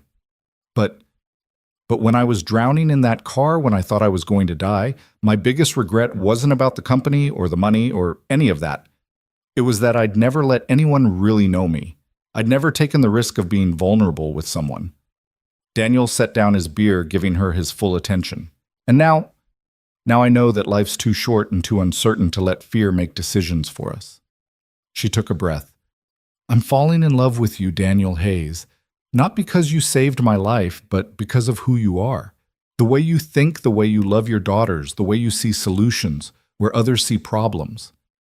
Daniel felt his heart racing like it hadn't since Rebecca's diagnosis. "Isabella, you don't have to say anything. I just needed you to know." But Daniel was already moving, cupping her face in his calloused hands, kissing her with all the longing he'd been suppressing for months. She kissed him back, and for a moment, the bar, the team, the world itself disappeared. When they parted, both breathing hard, Daniel saw tears in Isabella's eyes. "I thought I'd never feel this again," he whispered. "After Rebecca, I thought that part of me died with her." "Maybe it did," Isabella said softly. "Maybe this is something new, built on the foundation of who you were, but reaching toward who you're becoming." Sarah's wolf whistle broke the moment, and they realized the entire team was watching with huge grins. "About damn time," Kevin called out. "We've been placing bets for weeks." Daniel felt his face burn, but Isabella just laughed. "Who won?" "Margaret," Sarah admitted. "She said it would happen during the celebration party." "Margaret knows everything," Isabella said, then kissed Daniel again to the cheers of their team. But the celebration was short-lived. Daniel's phone rang, Mrs. Chen frantic. "Daniel, there are men at your apartment. They said they're federal agents, but something feels wrong." Daniel's blood went cold. "Where are my daughters?" "I have them at my place, but these men, they're going through your apartment," and the line went dead. Daniel was already moving Isabella beside him. "Thomas?" she called to her security chief, who'd been nursing a club soda in the corner. "We have a situation." They raced across the city, Thomas driving with professional skill while coordinating with his team over encrypted comms. By the time they reached Daniel's apartment building, real federal agents were already there. Mr. Hayes, Agent Morrison, whom Daniel recognized from the previous investigations, approached them. We have a problem. Someone impersonated federal agents to search your apartment. They were looking for something specific. Daniel's apartment was ransacked, but not randomly. Whoever had searched it had been methodical professional. They were looking for lifeline data, Isabella said with certainty. They must think Daniel keeps copies at home. Do you? Morrison asked. Of course not. All work stays at the office. But something was nagging at Daniel. He went to his bedroom to Rebecca's jewelry box that he'd never been able to pack away. Inside, beneath her wedding ring and the locket with their daughter's baby pictures, was a flash drive. What is that? Isabella asked. Rebecca's medical records. I digitized everything after she died, trying to understand if we could have caught it earlier. Daniel pulled out the drive and his heart sank. Someone had marked it with a tiny dot of red ink. They found it. They marked it, but left it. Why would they? Isabella's eyes widened. They think that's where you hid lifeline data. They're planning to come back for it. Agent Morrison immediately began coordinating a surveillance operation. We'll use it as bait. When they come back, we'll be waiting.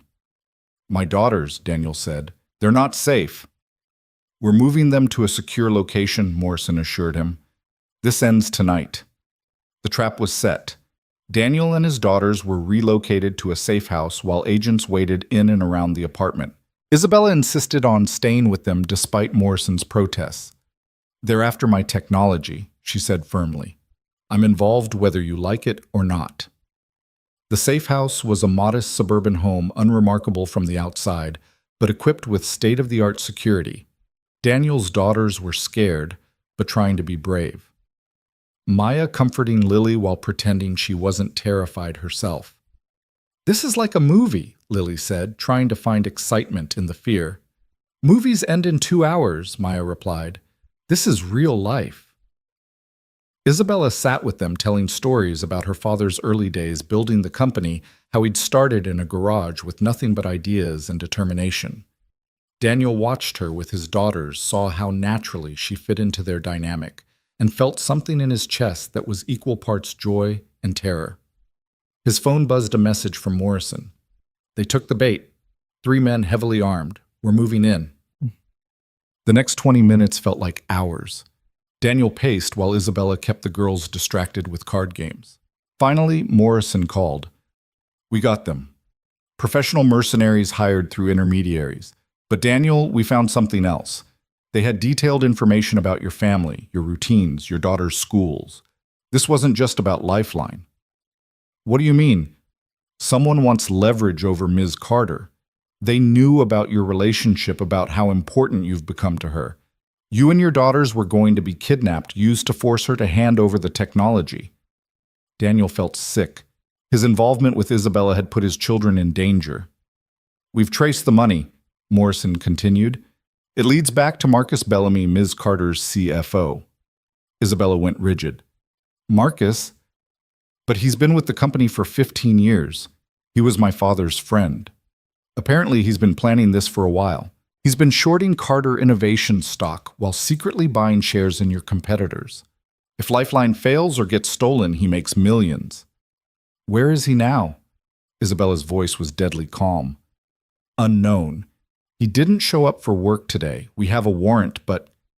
He has a cabin, Isabella interrupted. In the mountains. My father gave it to him as a bonus years ago. She grabbed her phone, pulling up the address. If he's running, that's where he'll go. Morrison wanted to handle it officially, but Isabella was already moving. This is personal now. He threatened Daniel's children. He betrayed my father's memory. I'm going. Isabella, no. Daniel caught her arm. Let the authorities handle it. The authorities move too slowly. By the time they get warrants and organize a team, he'll be in another country. She looked at him with fierce determination. I'm ending this tonight. Thomas was already bringing the car around. Daniel looked at his daughters, then at Isabella. I'm coming with you. Dad, no. Maya protested. I'll be back soon. He promised, hugging them both. Agent Morrison will keep you safe. The drive to the mountains took 2 hours. Thomas had called in his team, and 3 vehicles wound through the dark mountain roads in formation. Isabella sat beside Daniel, her hand in his, both of them silent. The cabin appeared dark when they arrived, but Thomas's thermal scanner showed one heat signature inside. "He's in the back room," Thomas reported, "probably destroying evidence." "We go in fast," Isabella decided, "before he can finish." But as they approached, Marcus's voice called out, "I know you're there, Isabella. Come in. Let's discuss this like civilized people." Isabella started forward, but Daniel stopped her. "It could be a trap." "Everything's been a trap?" she replied. "At least this one's in the open." They entered together, Thomas and his team covering them. Marcus sat at a desk, a fire burning in the fireplace beside him, papers turning to ash. "Too late," he said calmly. "All the evidence is gone. You can't prove anything." "The mercenaries will talk," Isabella said. "Hired through intermediaries who've already disappeared. Everything leads to dead ends." Marcus stood straightening his expensive suit. "I've been planning this for 3 years, ever since you started prioritizing philanthropy over profit. My father built this company to help people. Your father was a romantic fool, and so are you." Marcus's composure cracked slightly. "Do you know what our stock price could be if we operated like a real corporation? If we charged what the market would bear instead of practically giving away our innovations? We make plenty of profit. We make a fraction of what we could." Marcus slammed his hand on the desk. "I've watched you turn down billion-dollar deals because they didn't align with your precious values. Well, values don't pay dividends. So you tried to have me killed." Isabella's voice was ice. "That was Stein's idea. Too crude for my taste. I preferred the long game: steal the technology, sell it to the highest bidder, let the company crumble while I profit from its fall." "Except you failed," Daniel said. "We stopped every attempt." Marcus looked at him with contempt. "The factory worker turned executive. Do you really think you belong in Isabella's world? You're a charity case, nothing more." Daniel felt Isabella tense beside him, but he squeezed her hand. "Maybe I am. But I'm the charity case who helped build something that will save thousands of lives. What have you built besides schemes and betrayals?" "Enough talk," Thomas said, moving forward with zip-tie restraints. "Marcus Bellamy, you're under arrest for conspiracy, industrial espionage, and attempted kidnapping." But Marcus had one more card to play. His hand moved to his desk drawer, pulling out a gun. Everyone moved at once, Thomas reaching for his weapon, Isabella stepping forward, Daniel pushing her behind him. The gunshot was deafening in the small cabin. Daniel felt the impact, a punch to his shoulder that spun him around. He heard Isabella scream, saw Thomas's return fire catch Marcus center. Mass watched the CFO crumple to the floor. Then Daniel was falling, the world tilting sideways, Isabella's face appearing above him, haloed by cabin lights. "No, no, no," she was saying, her hands pressing against his shoulder. "Not again. I can't lose you too." "Just a shoulder wound." Daniel managed, though the pain was extraordinary. "I've had worse." "Liar," Isabella said through tears. "You've never been shot before." "First time for everything." Thomas was already applying pressure, with a field dressing his movements professional and efficient. "Through and through missed the major vessels. He'll be fine if we get him to a hospital." The ride down the mountain was a blur of pain, and Isabella's voice keeping him conscious with stories about their future, about Lifeline's launch, about the life they'd build together. "Don't you dare leave me," she kept saying. "Your daughters need you. I need you." "Not going anywhere," Daniel promised, though staying conscious was getting harder. "Too stubborn to die." He passed out as they reached the hospital, waking hours later to find his room full of people. Maya and Lily were curled against him on the bed, careful of his bandaged shoulder. Isabella sat in a chair beside them, holding his hand, her eyes red from crying. "Dad?" Lily exclaimed when his eyes opened. "You're okay." "I'm okay," he confirmed, though moving hurt like hell. "Everyone's safe." "Marcus Bellamy died at the scene," Morrison said from the doorway. "The mercenaries he hired are in custody, and they're singing like canaries. The conspiracy is unraveling. It's over." Daniel looked at Isabella. "Lifeline?" "Safe. We're moving forward with production." She squeezed his hand. "You did it. You saved everything." "We did it," Daniel corrected, including everyone in his gaze. All of us. The recovery was harder than Daniel had anticipated. The bullet wound to his shoulder had done more damage than Thomas's field assessment suggested. Torn muscles, chipped bone nerve damage that sent lightning bolts of pain down his arm at unexpected moments. But worse than the physical pain was the enforced inactivity. Daniel Hayes had never been good at sitting still. "You're going to tear your stitches if you keep trying to work," Isabella said, taking the laptop from his hands. They were in his hospital room, which had been transformed into a makeshift office over the past 3 days. Blueprints covered every surface, tablets and phones scattered across the bedside table. "The launch is in 2 weeks," Daniel protested. "There are still calibrations to run, manufacturing specs to approve, all of which Kevin and Sarah are handling perfectly well." Isabella sat on the edge of his bed, her hand finding his uninjured one. "You've built an excellent team. Let them prove it." Through the window, Daniel could see Maya and Lily in the hallway talking with Agent Morrison. The federal protection was still in place, though the immediate threat had passed with Marcus's death. His daughters had shown remarkable resilience, but he caught moments when they thought he wasn't looking. Maya's hand shaking as she did homework, Lily jumping at sudden noises. "They're scared," he said quietly. "My girls, they're trying to be brave, but they're scared." "They're not the only ones." Isabella's voice was soft. "When I saw you fall in that cabin, when I saw the blood..." She stopped, composing herself. "I realized something. I've been so focused on not losing you that I haven't been thinking about what it means to truly have you." "What do you mean?" Isabella stood pacing to the window. "Your daughters need stability. They've been through so much, losing their mother, the financial struggles, now this violence because of your connection to me. Maybe we should..." "Don't." Daniel's voice was firm. "Don't you dare finish that sentence." She turned to face him, tears threatening. "But what if being with me puts them in more danger? What if a meteor hits the Earth tomorrow? What if the stock market crashes? What if 1,000 things that might happen?"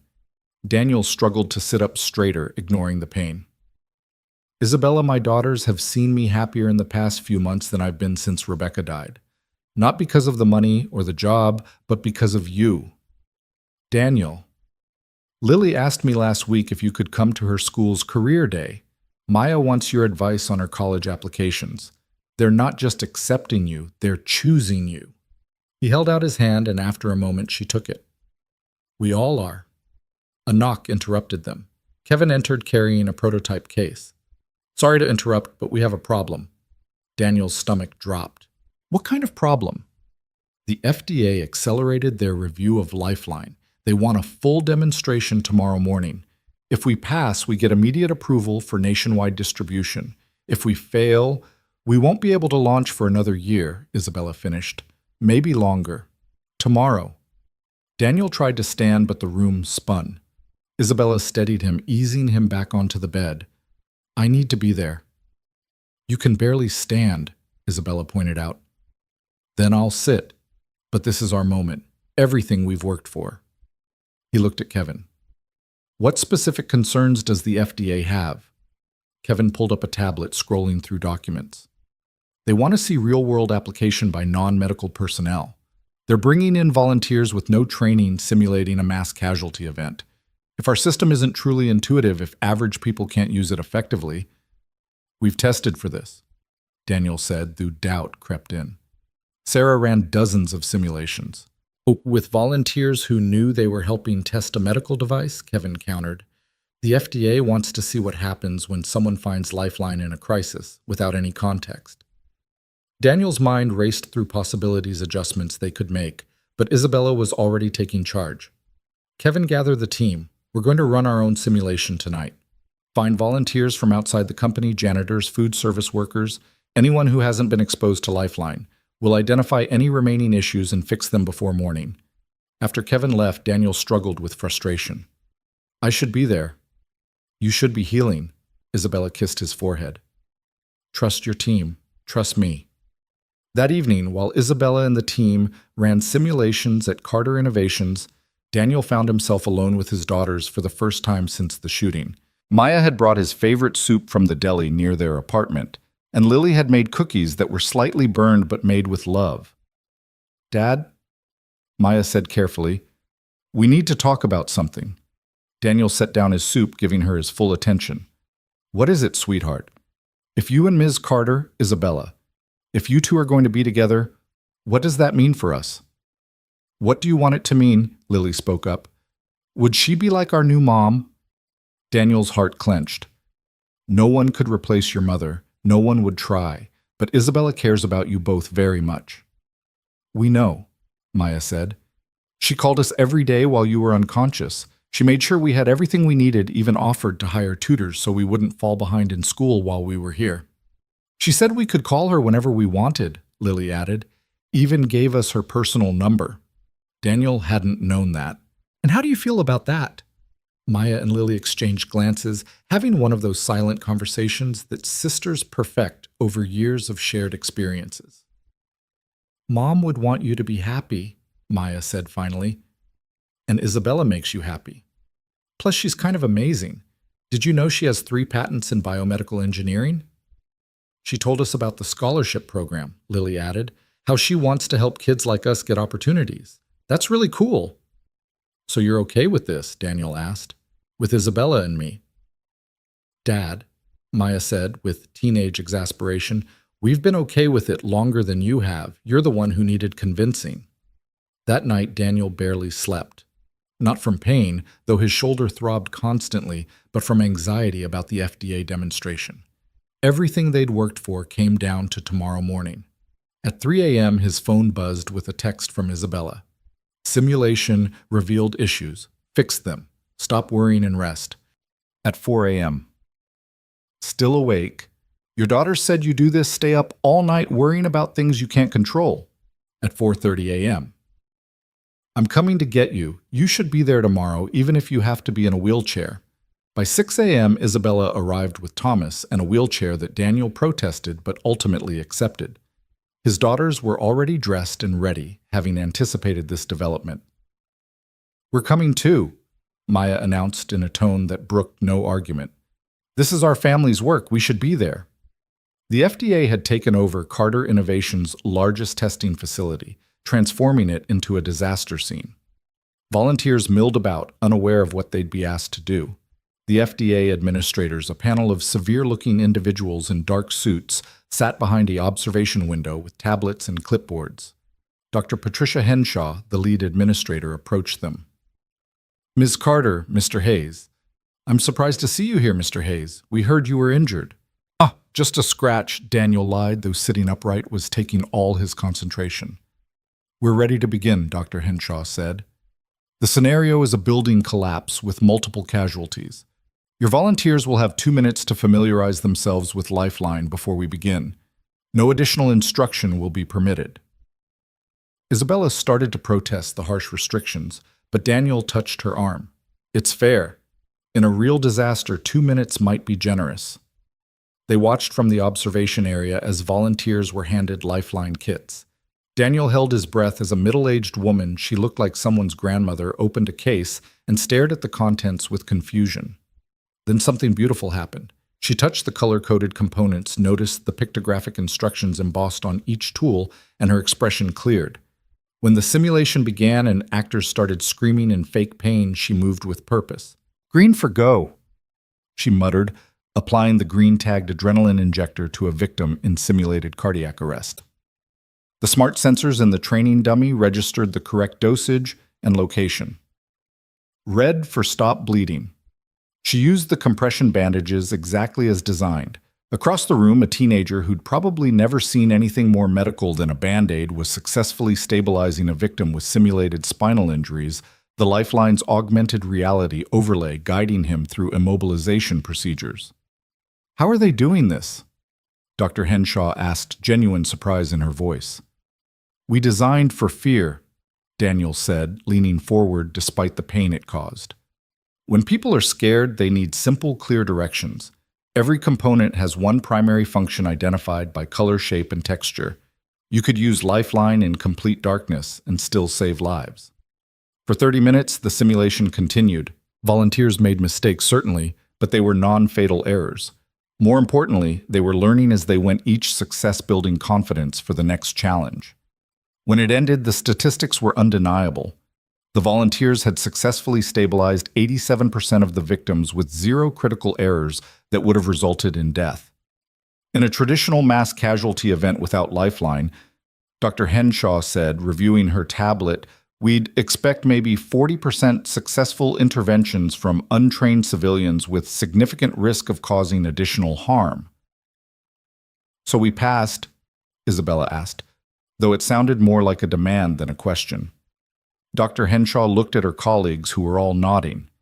Not only passed, Ms. Carter, this is the most effective emergency medical device we've ever evaluated. The FDA is prepared to fast-track approval for immediate production and distribution. The room erupted in celebration. Kevin actually jumped in the air. Sarah burst into tears, and the rest of the team engaged in a spontaneous group hug that somehow included Daniel's wheelchair. We did it, Isabella whispered in Daniel's ear. You did it. We all did it, Daniel corrected, but he was smiling so hard his face hurt. The next weeks passed in a blur of production schedules, distribution agreements, and media attention. The story of Lifeline's development, born from a dramatic river rescue created by an unlikely partnership between a CEO and a factory worker, captured public imagination. Daniel was finally released from the hospital, though his shoulder still required physical therapy. He returned to work to find his office decorated with banners and a cake that Lily had apparently supervised the making of. Surprise!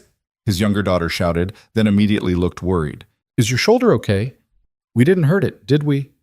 It's perfect, Daniel assured her, pulling both his daughters into a careful hug. The first Lifeline units shipped on a Thursday. Daniel stood with Isabella on the loading dock, watching trucks pull away carrying cases that would soon be saving lives across the country. My father would have loved this moment, Isabella said softly, his dream realized. He would have been proud of you, Daniel said, of what you've built, what you've protected. What we've built, Isabella corrected. I meant what I said before. None of this happens without you. That evening, they had dinner at Isabella's penthouse, a family dinner with Daniel's daughters, helping Isabella cook, while he supervised from a stool, his shoulder still limiting his mobility. It felt natural, comfortable, like they'd been doing this for years instead of months. I have something to tell you all, Isabella said as they ate. The board has approved a new initiative. For every Lifeline unit we sell at full price, we're donating one to underserved communities.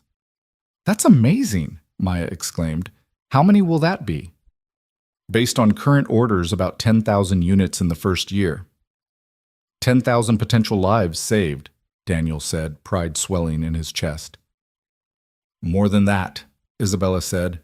Each unit can be used multiple times by multiple people. We're talking about hundreds of thousands of interventions. Lily had been quiet, pushing food around her plate. Finally, she spoke up. Mom would have thought this was really cool. The table went silent. They rarely talked about Rebecca directly, the wound still tender even after 3 years. Tell me about her, Isabella said gently. What would she have liked about it? Lily looked surprised, then smiled. She always said helping people was the most important thing. When she was sick, even when she felt really bad, she'd still make cookies for the other patients in chemo. She said making someone else smile made her feel better. She sounds wonderful, Isabella said. Maya added, she would have liked you. You're both fighters. Daniel felt tears threaten. His daughters had never talked about Rebecca with Isabella before, had kept that part of their lives separate. This felt like a bridge being built, a connection being acknowledged.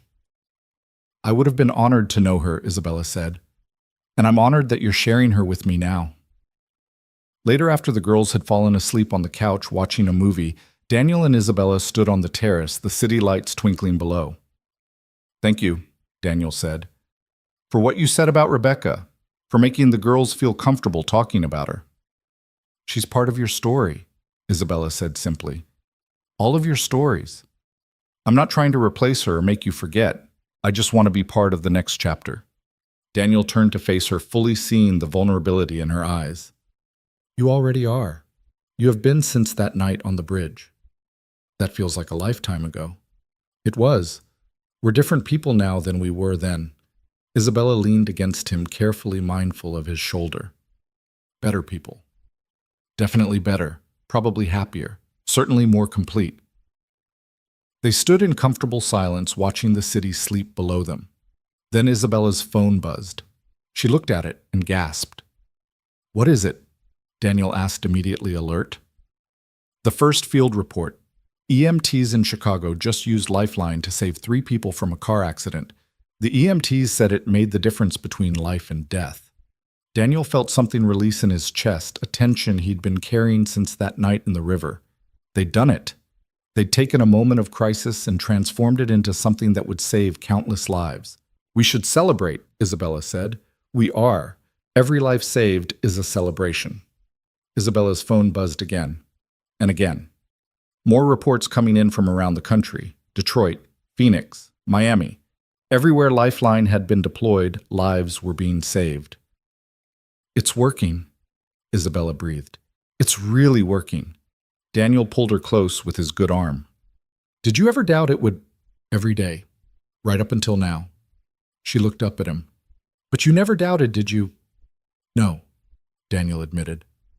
When you've been at the bottom, when you've lost everything that matters, you learn to recognize real hope when it appears. Lifeline was real from the beginning, just like this. He gestured between them. "Us. Your connection with my daughters. This family we're building." "Family," Isabella repeated, testing the word. "I like the sound of that." A month later, Daniel stood in front of Carter Innovations' annual shareholders meeting. His shoulder had healed enough that he could gesture without wincing, though Isabella still watched him with protective concern. "Ladies and gentlemen," he began, looking out at the sea of faces, investors, board members, employees. "6 months ago, I was nobody, a factory worker who took a night shift to make ends meet. Today, I stand before you as proof that innovation doesn't always come from boardrooms or laboratories. Sometimes it comes from desperation. Sometimes it comes from necessity. And sometimes it comes from jumping into a freezing river because it's the right thing to do." He clicked to the first slide showing Lifeline deployment statistics. "In our first month, Lifeline has been used in over 3,000 emergency interventions. The success rate is 94%. That translates to approximately 2,800 lives that might have been lost without this technology." The room erupted in applause, but Daniel wasn't finished. "But numbers don't tell the whole story. Let me introduce you to someone." A young woman walked onto the stage. She was in her 20s, wearing a simple dress and a nervous smile. "This is Jennifer Martinez," Daniel said. 2 weeks ago, her 5-year-old son Marcus was hit by a car while riding his bike. The nearest ambulance was 20 minutes away. Jennifer took the microphone, her voice shaky but determined. "My neighbor had just received Lifeline training at his job. He used it to stop the bleeding, stabilize Marcus's neck, and keep him alive until the paramedics arrived. The doctor said without those interventions, my son would have died." She paused, looking directly at Isabella in the front row. "Miss Carter, Mr. Hayes, everyone who worked on this project, you didn't just save my son, you saved my whole world."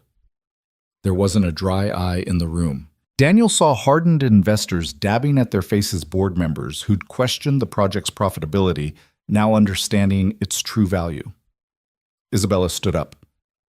"This is why we do what we do, not for profit margins or market share, but for Marcus Martinez and thousands like him.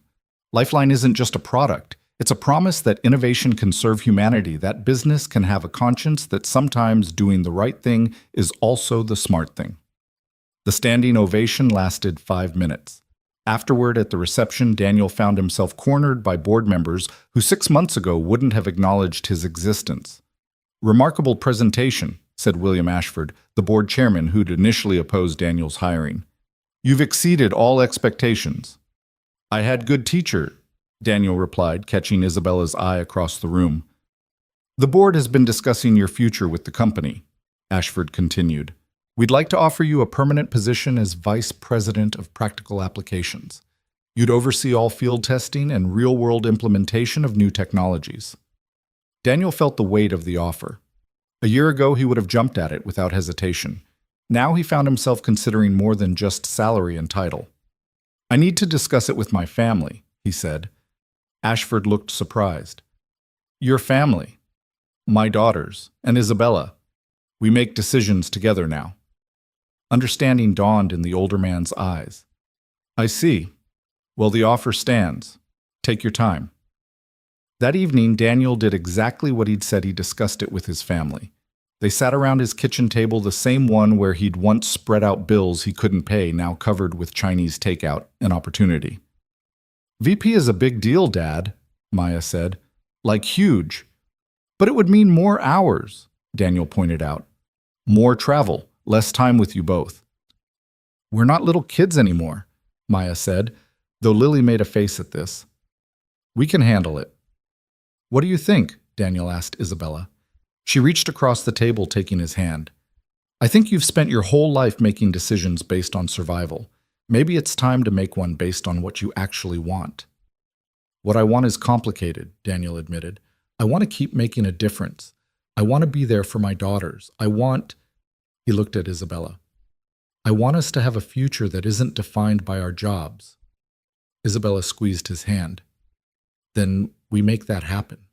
All of it. How? By being creative, by setting boundaries, by remembering that we control the technology, not the other way around. She smiled.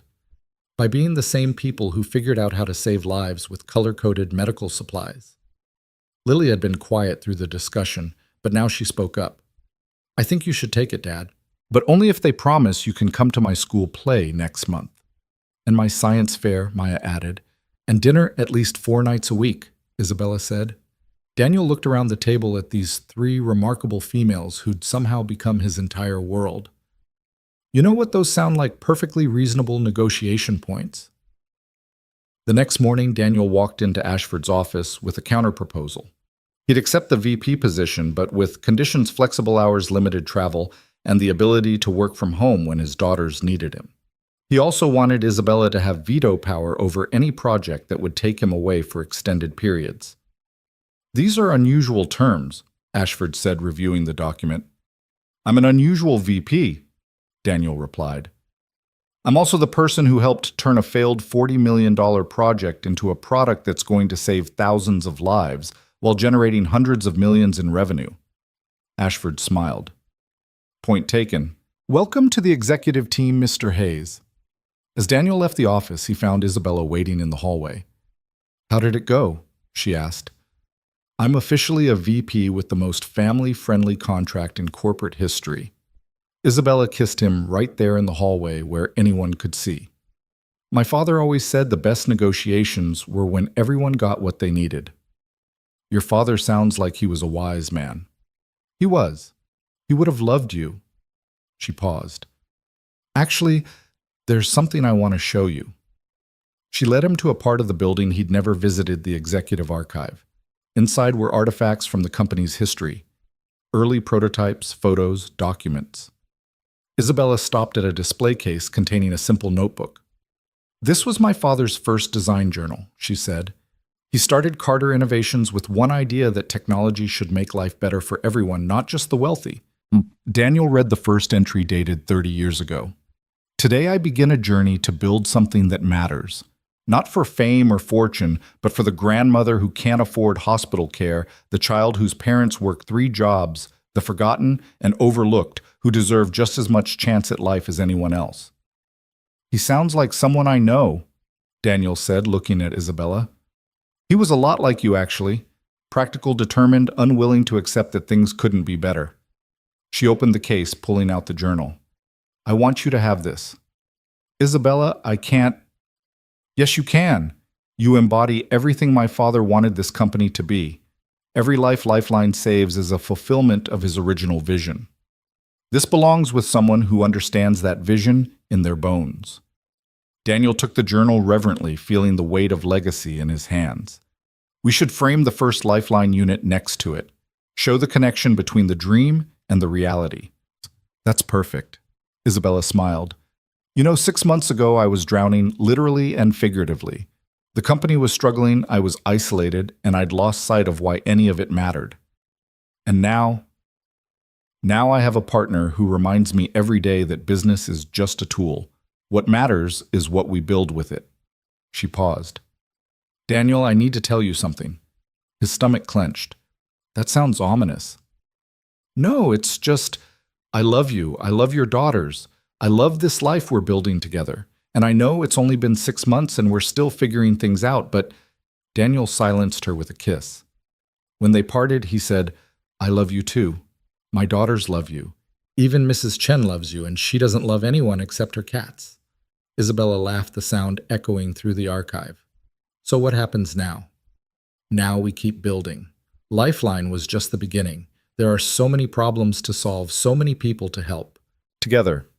Together."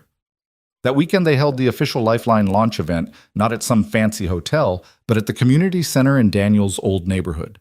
The same place where Rebecca had volunteered, where their daughters had learned to swim, where life had been lived rather than performed. The crowd was diverse: investors in suits standing next to factory workers in their best clothes, medical professionals mingling with single parents who understood all too well the importance of accessible emergency care. Daniel stood at the podium, his family, all of them, in the front row. He thought about the journey from that storm-lashed bridge to this moment, about the price of heroism and the rewards of courage. "Every one of us," he began, "has the capacity to save a life. Not through superhuman strength or specialized training, but through the simple act of caring enough to try. Lifeline isn't just a medical device. It's a belief made tangible, the belief that ordinary people can do extraordinary things when given the right tools." He looked at Isabella, who nodded encouragingly. "6 months ago, I made a choice on a bridge. That choice led me here to this moment, surrounded by people who believe that profit and purpose don't have to be enemies, that innovation should serve everyone, not just the privileged few." The crowd was silent, hanging on every word. Lifeline will save lives. That's what it was designed to do. But my hope is that it does something more, that it reminds us all that we're connected, that a stranger's life has value, that the courage to help is always worth the risk. He paused, finding his daughters' faces in the crowd. "My wife Rebecca used to say that we're all just walking each other home. Some of us take longer paths than others.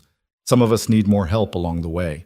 But in the end, we all arrive at the same truth, that love, compassion, and courage are the only things that really matter." The applause started slowly, then built to a roar. Daniel stepped back from the podium, and Isabella met him there, along with Maya and Lily. They stood together, a family forged in crisis and strengthened by purpose, looking out at a room full of people who believed in the same dream. Later, as the event wound down and the crowd dispersed, Daniel found himself standing outside with Isabella, watching the sun set over the city. "No regrets?" Isabella asked. Daniel thought about his journey from factory worker to executive, from widower to partner, from survival to purpose. Not one. Even the dangerous parts, the getting shot part. Especially those parts. They led us here. Isabella leaned against him. "So what's our next adventure?" Daniel smiled, thinking about the plans forming in his mind, the problems still to solve, the lives still to save. "How about we start with something simple, like revolutionizing emergency medicine worldwide?" "Simple?" Isabella laughed. "I love your definition of simple." A car pulled up, their car now, something they'd bought together, decisions made as a unit rather than individuals. "Dad, are you coming?" Lily called from the window. "We're going to be late for movie night." "Family tradition," Daniel explained to the lingering guests. "Every Saturday, no matter what." As they drove home together, Daniel marveled at how much had changed. The man who jumped into that river had been drowning in his own way, weighted down by grief and financial pressure, and the crushing burden of doing everything alone. But that desperate dive had taught him something crucial. Sometimes the only way to save yourself is to save someone else first.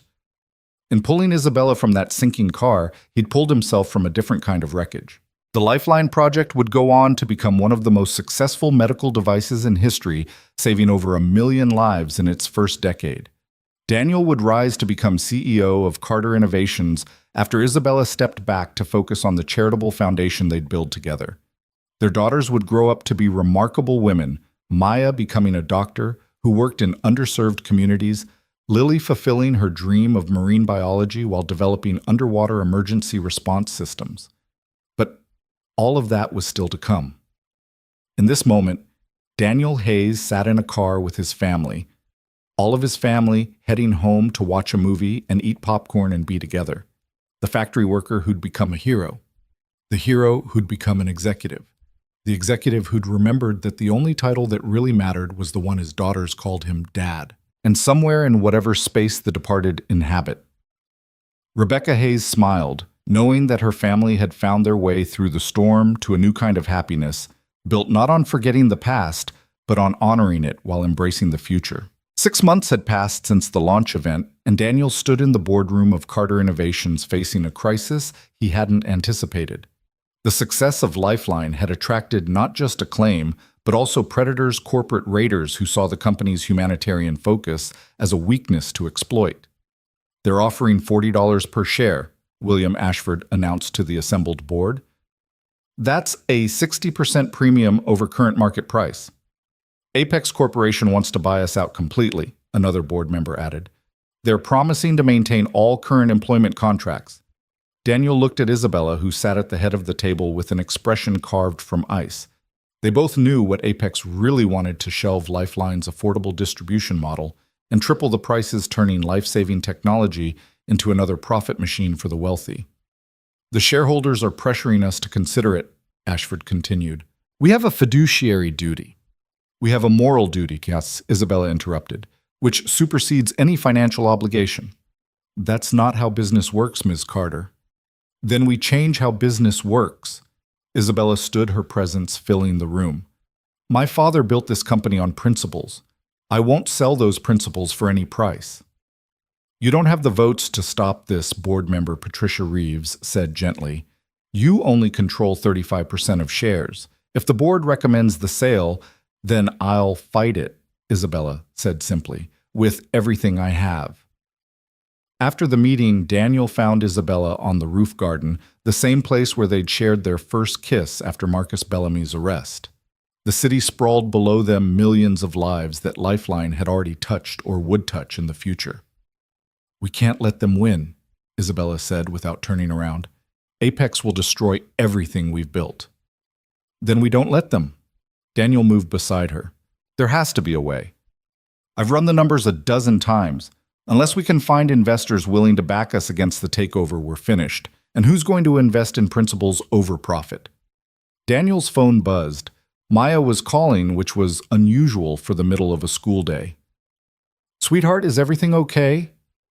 "Dad, you need to come to the school now and bring Isabella." "What's wrong?" "What?" "Nothing's wrong. Just trust me. You both need to be here." 20 minutes later, Daniel and Isabella walked into the high school auditorium to find it packed with people. Not just students, but parents, teachers, community members. Maya stood on stage with Lily beside her, both wearing determined expressions that reminded Daniel painfully of their mother. "What is this?" Daniel asked as Maya approached them. "This is us fighting back," Maya said. She handed him a tablet showing a crowdfunding page. "We heard about the takeover attempt. Lily and I started this campaign 3 hours ago." Daniel read the page title, "Save Lifeline, Keep Life-Saving Technology Accessible to All." "Maya, this is sweet, but Apex is offering over $2 billion. "Dad, look at the number." Daniel looked.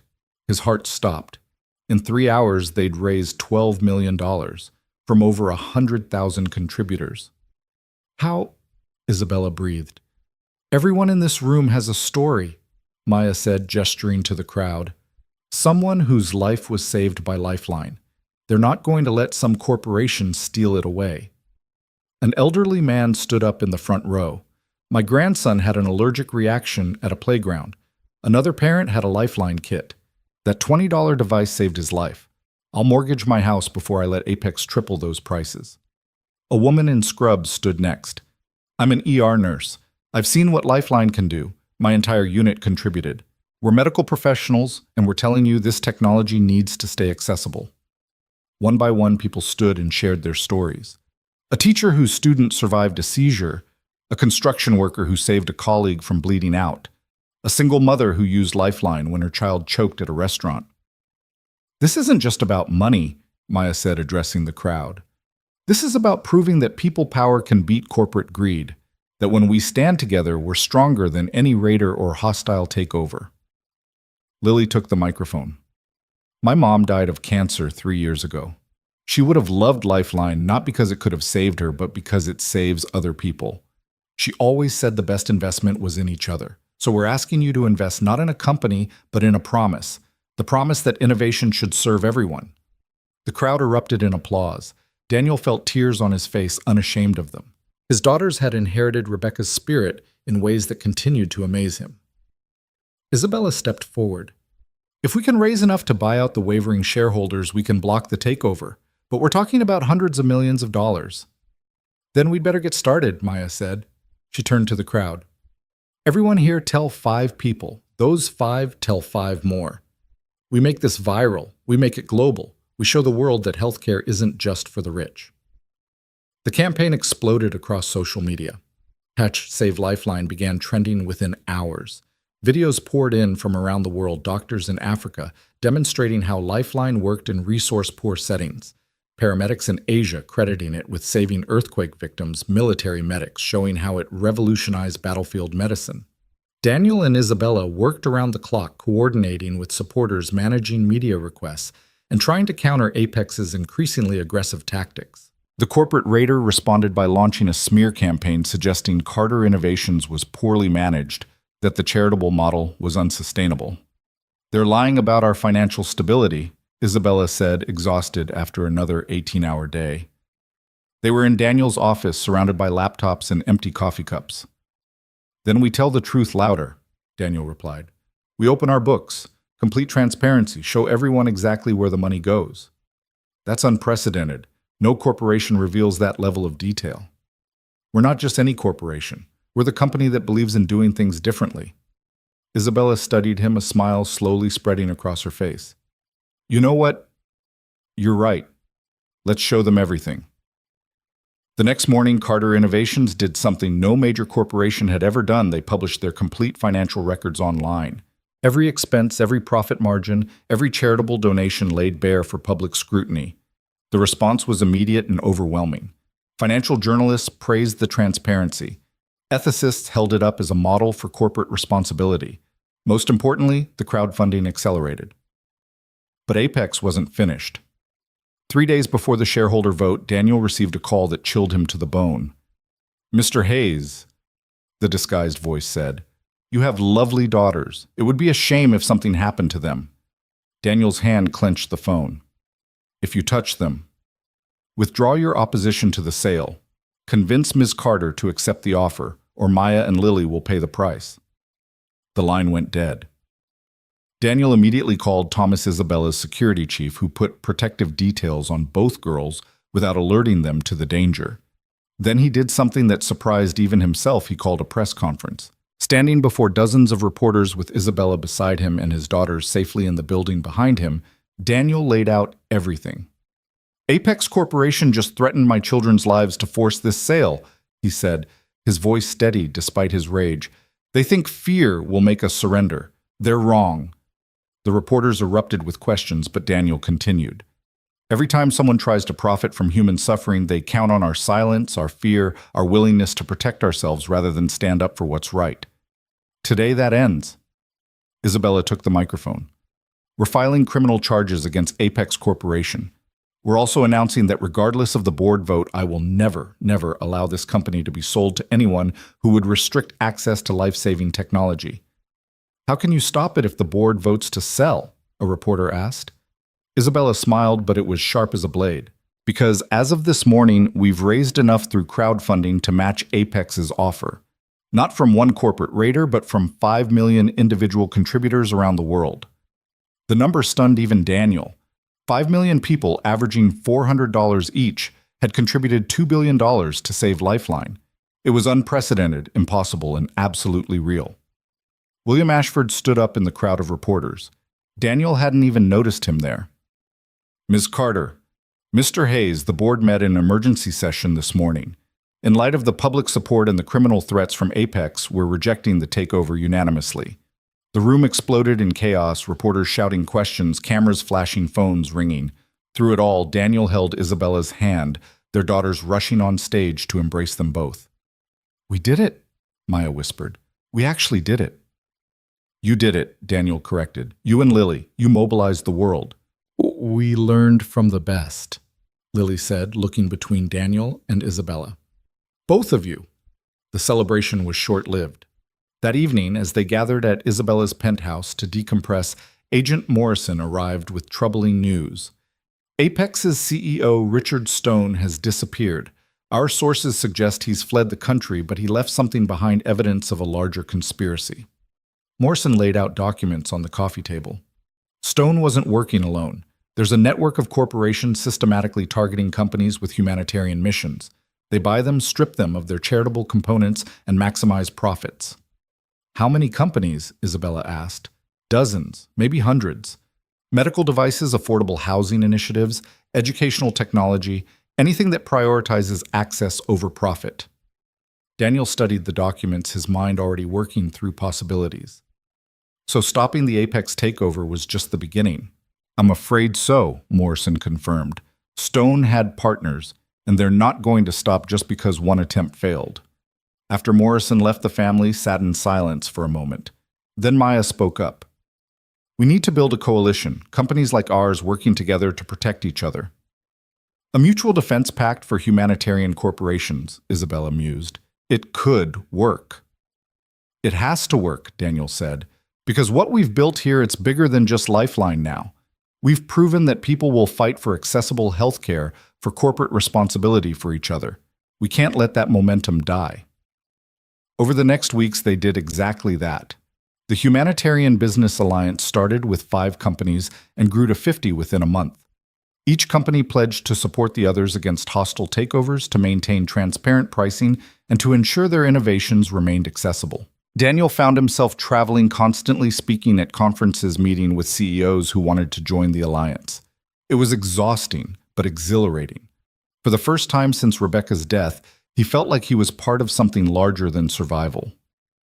One evening, returning from a trip to Seattle, he found Isabella waiting in his office with an odd expression. What's wrong? He asked immediately. Nothing's wrong. Actually, something's very right. She handed him a tablet showing medical test results. I'm pregnant. The world stopped. Daniel stared at the results, then at Isabella, then back at the results. Pregnant, he repeated, as if saying it would make it more real. 8 weeks. I just found out today. Isabella's voice was uncertain. I know we haven't discussed this, and with everything happening with the company. Daniel kissed her, cutting off her words. When they parted, both were crying. Really? He asked. Really? We're having a baby. We're having a baby. Daniel pulled her close, his mind spinning with joy and terror in equal measure. What about the company, the alliance, your work? Will continue, Isabella said firmly. Plenty of CEOs have babies. I'll just be doing it with more style. My daughters. Already know. I told them first. I hope that's okay. I wanted to make sure they were comfortable before... What did they say? Isabella smiled. Maya started researching the best prenatal vitamins, and Lily asked if she could name the baby. They're thrilled, Daniel. They want this as much as we do. That evening, they gathered the girls for a family dinner. The conversation was a whirlwind of baby names, nursery designs, and debates about whether a spring or summer baby was better. You know this changes everything, Maya said, practical, as always. Everything's been changing since Dad jumped in that river, Lily pointed out. This is just another adventure. The best adventure? Daniel said, looking at his growing family. The pregnancy progressed alongside the company's evolution. As Isabella's belly grew, so did the Humanitarian Business Alliance. They faced constant challenges, legal battles with corporations trying to circumvent their protections, political pressure from lobbying groups, media attacks funded by their opponents. But they also celebrated victories. Lifeline received FDA approval for an advanced version that could perform basic surgical procedures. The alliance helped 3 member companies fight off hostile takeovers. The crowdfunding model they'd pioneered became a standard tool for protecting humanitarian businesses. Daniel stood in the delivery room 7 months later, holding Isabella's hand as she brought their son into the world. They named him Thomas after Isabella's father, with Rebecca as his middle name. Thomas. Rebecca Hayes Carter, a bridge between past and future. He's perfect, Isabella whispered, exhausted but radiant. He's ours. Daniel replied, marveling at the tiny fingers that gripped his with surprising strength. Maya and Lily met their brother with a mixture of awe and determination. "We'll teach him everything," Lily declared. "How to be brave like Dad, smart like Isabella, and kind like Mom was." "He's lucky," Maya said softly, "to be born into a family that knows how to fight for what matters." The media attention was overwhelming. The baby born from the union of the factory worker turned executive and the CEO who'd revolutionized emergency medicine became a symbol of hope of what was possible when different worlds came together for a common purpose. But for Daniel, sitting in the hospital room with his complete family, the symbolism didn't matter. What mattered was Isabella sleeping peacefully after her ordeal, Maya reading to baby Thomas from a medical textbook. "It's never too early to start learning," she insisted, and Lily carefully painting the baby's tiny fingernails with non-toxic polish because he should look nice for his first photos. 3 years passed in a blur of growth, both corporate and personal. Thomas grew from a baby to a toddler with his father's determination and his mother's brilliant green eyes. Maya graduated as valedictorian and started pre-med at Johns Hopkins with a full scholarship from the Carter Foundation. Lily entered high school with dreams of combining marine biology with emergency medicine, underwater ambulances, she called them, and nobody laughed because they'd learned that impossible dreams had a way of becoming reality in the Hayes-Carter family. Carter Innovations went public with a unique structure that prevented any hostile takeover while maintaining their humanitarian mission. The initial public offering raised $3 billion, all reinvested in expanding Lifeline's reach to developing nations. Daniel, now CEO, after Isabella stepped back to focus on the foundation and their growing family stood before the United Nations General Assembly, invited to speak about the revolution in humanitarian business. 5 years ago, he began looking out at delegates from nearly 200 countries. "I was a factory worker worried about paying my electric bill. Today, I stand here as proof that transformation is possible, not just personal transformation, but systemic change in how we think about business, about innovation, about our obligations to each other." He clicked to show a world map, dots of light indicating every place Lifeline had been deployed. The map was almost entirely illuminated. Lifeline has now saved over 1 million lives, not in wealthy hospitals or elite medical centers, but in refugee camps, rural villages, inner-city schools, and yes, on bridges in storms when strangers choose to help strangers. The assembly was silent, captivated. But Lifeline isn't the real innovation. The real innovation is proving that companies can be both profitable and principled, that success doesn't require sacrificing conscience, that when we trust people to support what's right, they will rise to meet that trust. He paused. Seeing Isabella in the gallery with Thomas on her lap, Maya and Lily beside them all, watching with pride. "My late wife Rebecca used to say that we're all just walking each other home. The Humanitarian Business Alliance now includes 300 companies across 40 countries, all committed to walking that path together. We're proving that capitalism doesn't have to be predatory, that innovation can serve everyone, that the future belongs not to those who extract value, but to those who create it." The standing ovation lasted 10 minutes. Later at the reception, Daniel found himself on a balcony overlooking the East River. The same water that had nearly claimed Isabella's life 5 years ago now reflected the lights of a city transformed in small ways by their work. "Proud of yourself?" Isabella asked, joining him with Thomas sleeping in her arms. "Proud of us," Daniel corrected. "All of us." "Dad?" Lily rushed onto the balcony, phone in hand. "You're trending worldwide. Everyone's sharing your speech." "More importantly," Maya added, "following her sister, Johns Hopkins wants to implement your distributed emergency response system campus-wide. They're calling it the Hayes Protocol." Daniel laughed. 6 years ago, I couldn't have imagined any of this." 6 years ago, you were a different person," Isabella said. "We all were." "No," Daniel said thoughtfully. "We were the same people. We just hadn't been tested yet. That night on the bridge didn't change who I was, it revealed it." "Philosophy from a CEO?" Isabella teased. "Philosophy from a father," Daniel corrected, gathering his family close. "Everything I've learned, everything we've built, comes down to a simple truth that Rebecca knew, and that jumping into that river taught me the only real wealth is in what we give, not what we keep. Thomas stirred in Isabella's arms, opening green eyes that matched his mother's. He reached for Daniel, who took him carefully, still amazed by the trust in those tiny hands. "So what's next?" Lily asked. "What's the next impossible thing we're going to make possible?"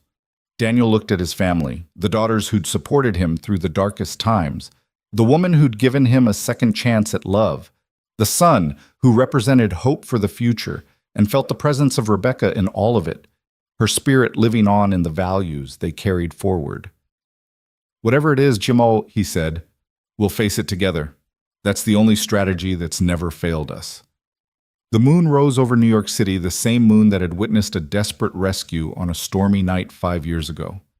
But tonight, it shone on a family that had transformed tragedy into triumph, loss into purpose, a single act of courage into a global movement. Inside the reception world, leaders and business moguls waited to hear more about the Hayes-Carter vision for humanitarian capitalism. But out on the balcony, Daniel Hayes stood with his family, holding his son, while his daughters debated whether underwater ambulances were actually feasible, and Isabella outlined plans for the Foundation's next initiative. They were no longer drowning, no longer just surviving. They were thriving, building, creating a world where every person had access to the tools they needed to save themselves and others. The bridge that had brought them together had become a foundation for countless other bridges, connecting humanity in ways that stock prices could never measure. "Mom would be so proud," Maya said softly, and they all knew she was right. Rebecca Hayes had died believing in the power of love and compassion to change the world. Her husband and daughters had taken that belief and made it manifest, proving that sometimes the poorest among us possess the richest hearts, that heroes don't wear capes but work uniforms, and that the greatest fortune isn't in what we accumulate, but in the lives we transform.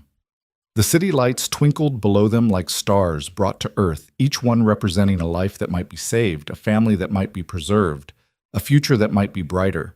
Because 5 years ago, a factory worker chose to stop on a bridge and dive into dark water to save a stranger.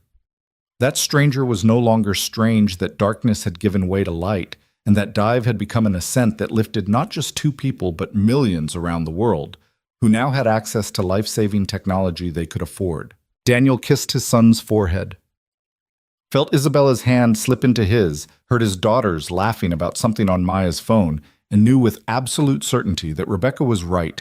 They were all just walking each other home. And what a beautiful, purposeful, meaningful walk it had become. The end. But really, it was just the beginning, because every life saved by Lifeline would create ripples touching other lives, inspiring other acts of courage, proving again and again that the best investment isn't in portfolios or profits, but in each other. The Hayes-Carter family had learned that lesson in the most dramatic way possible, and they would spend the rest of their lives teaching it to others, one saved life at a time.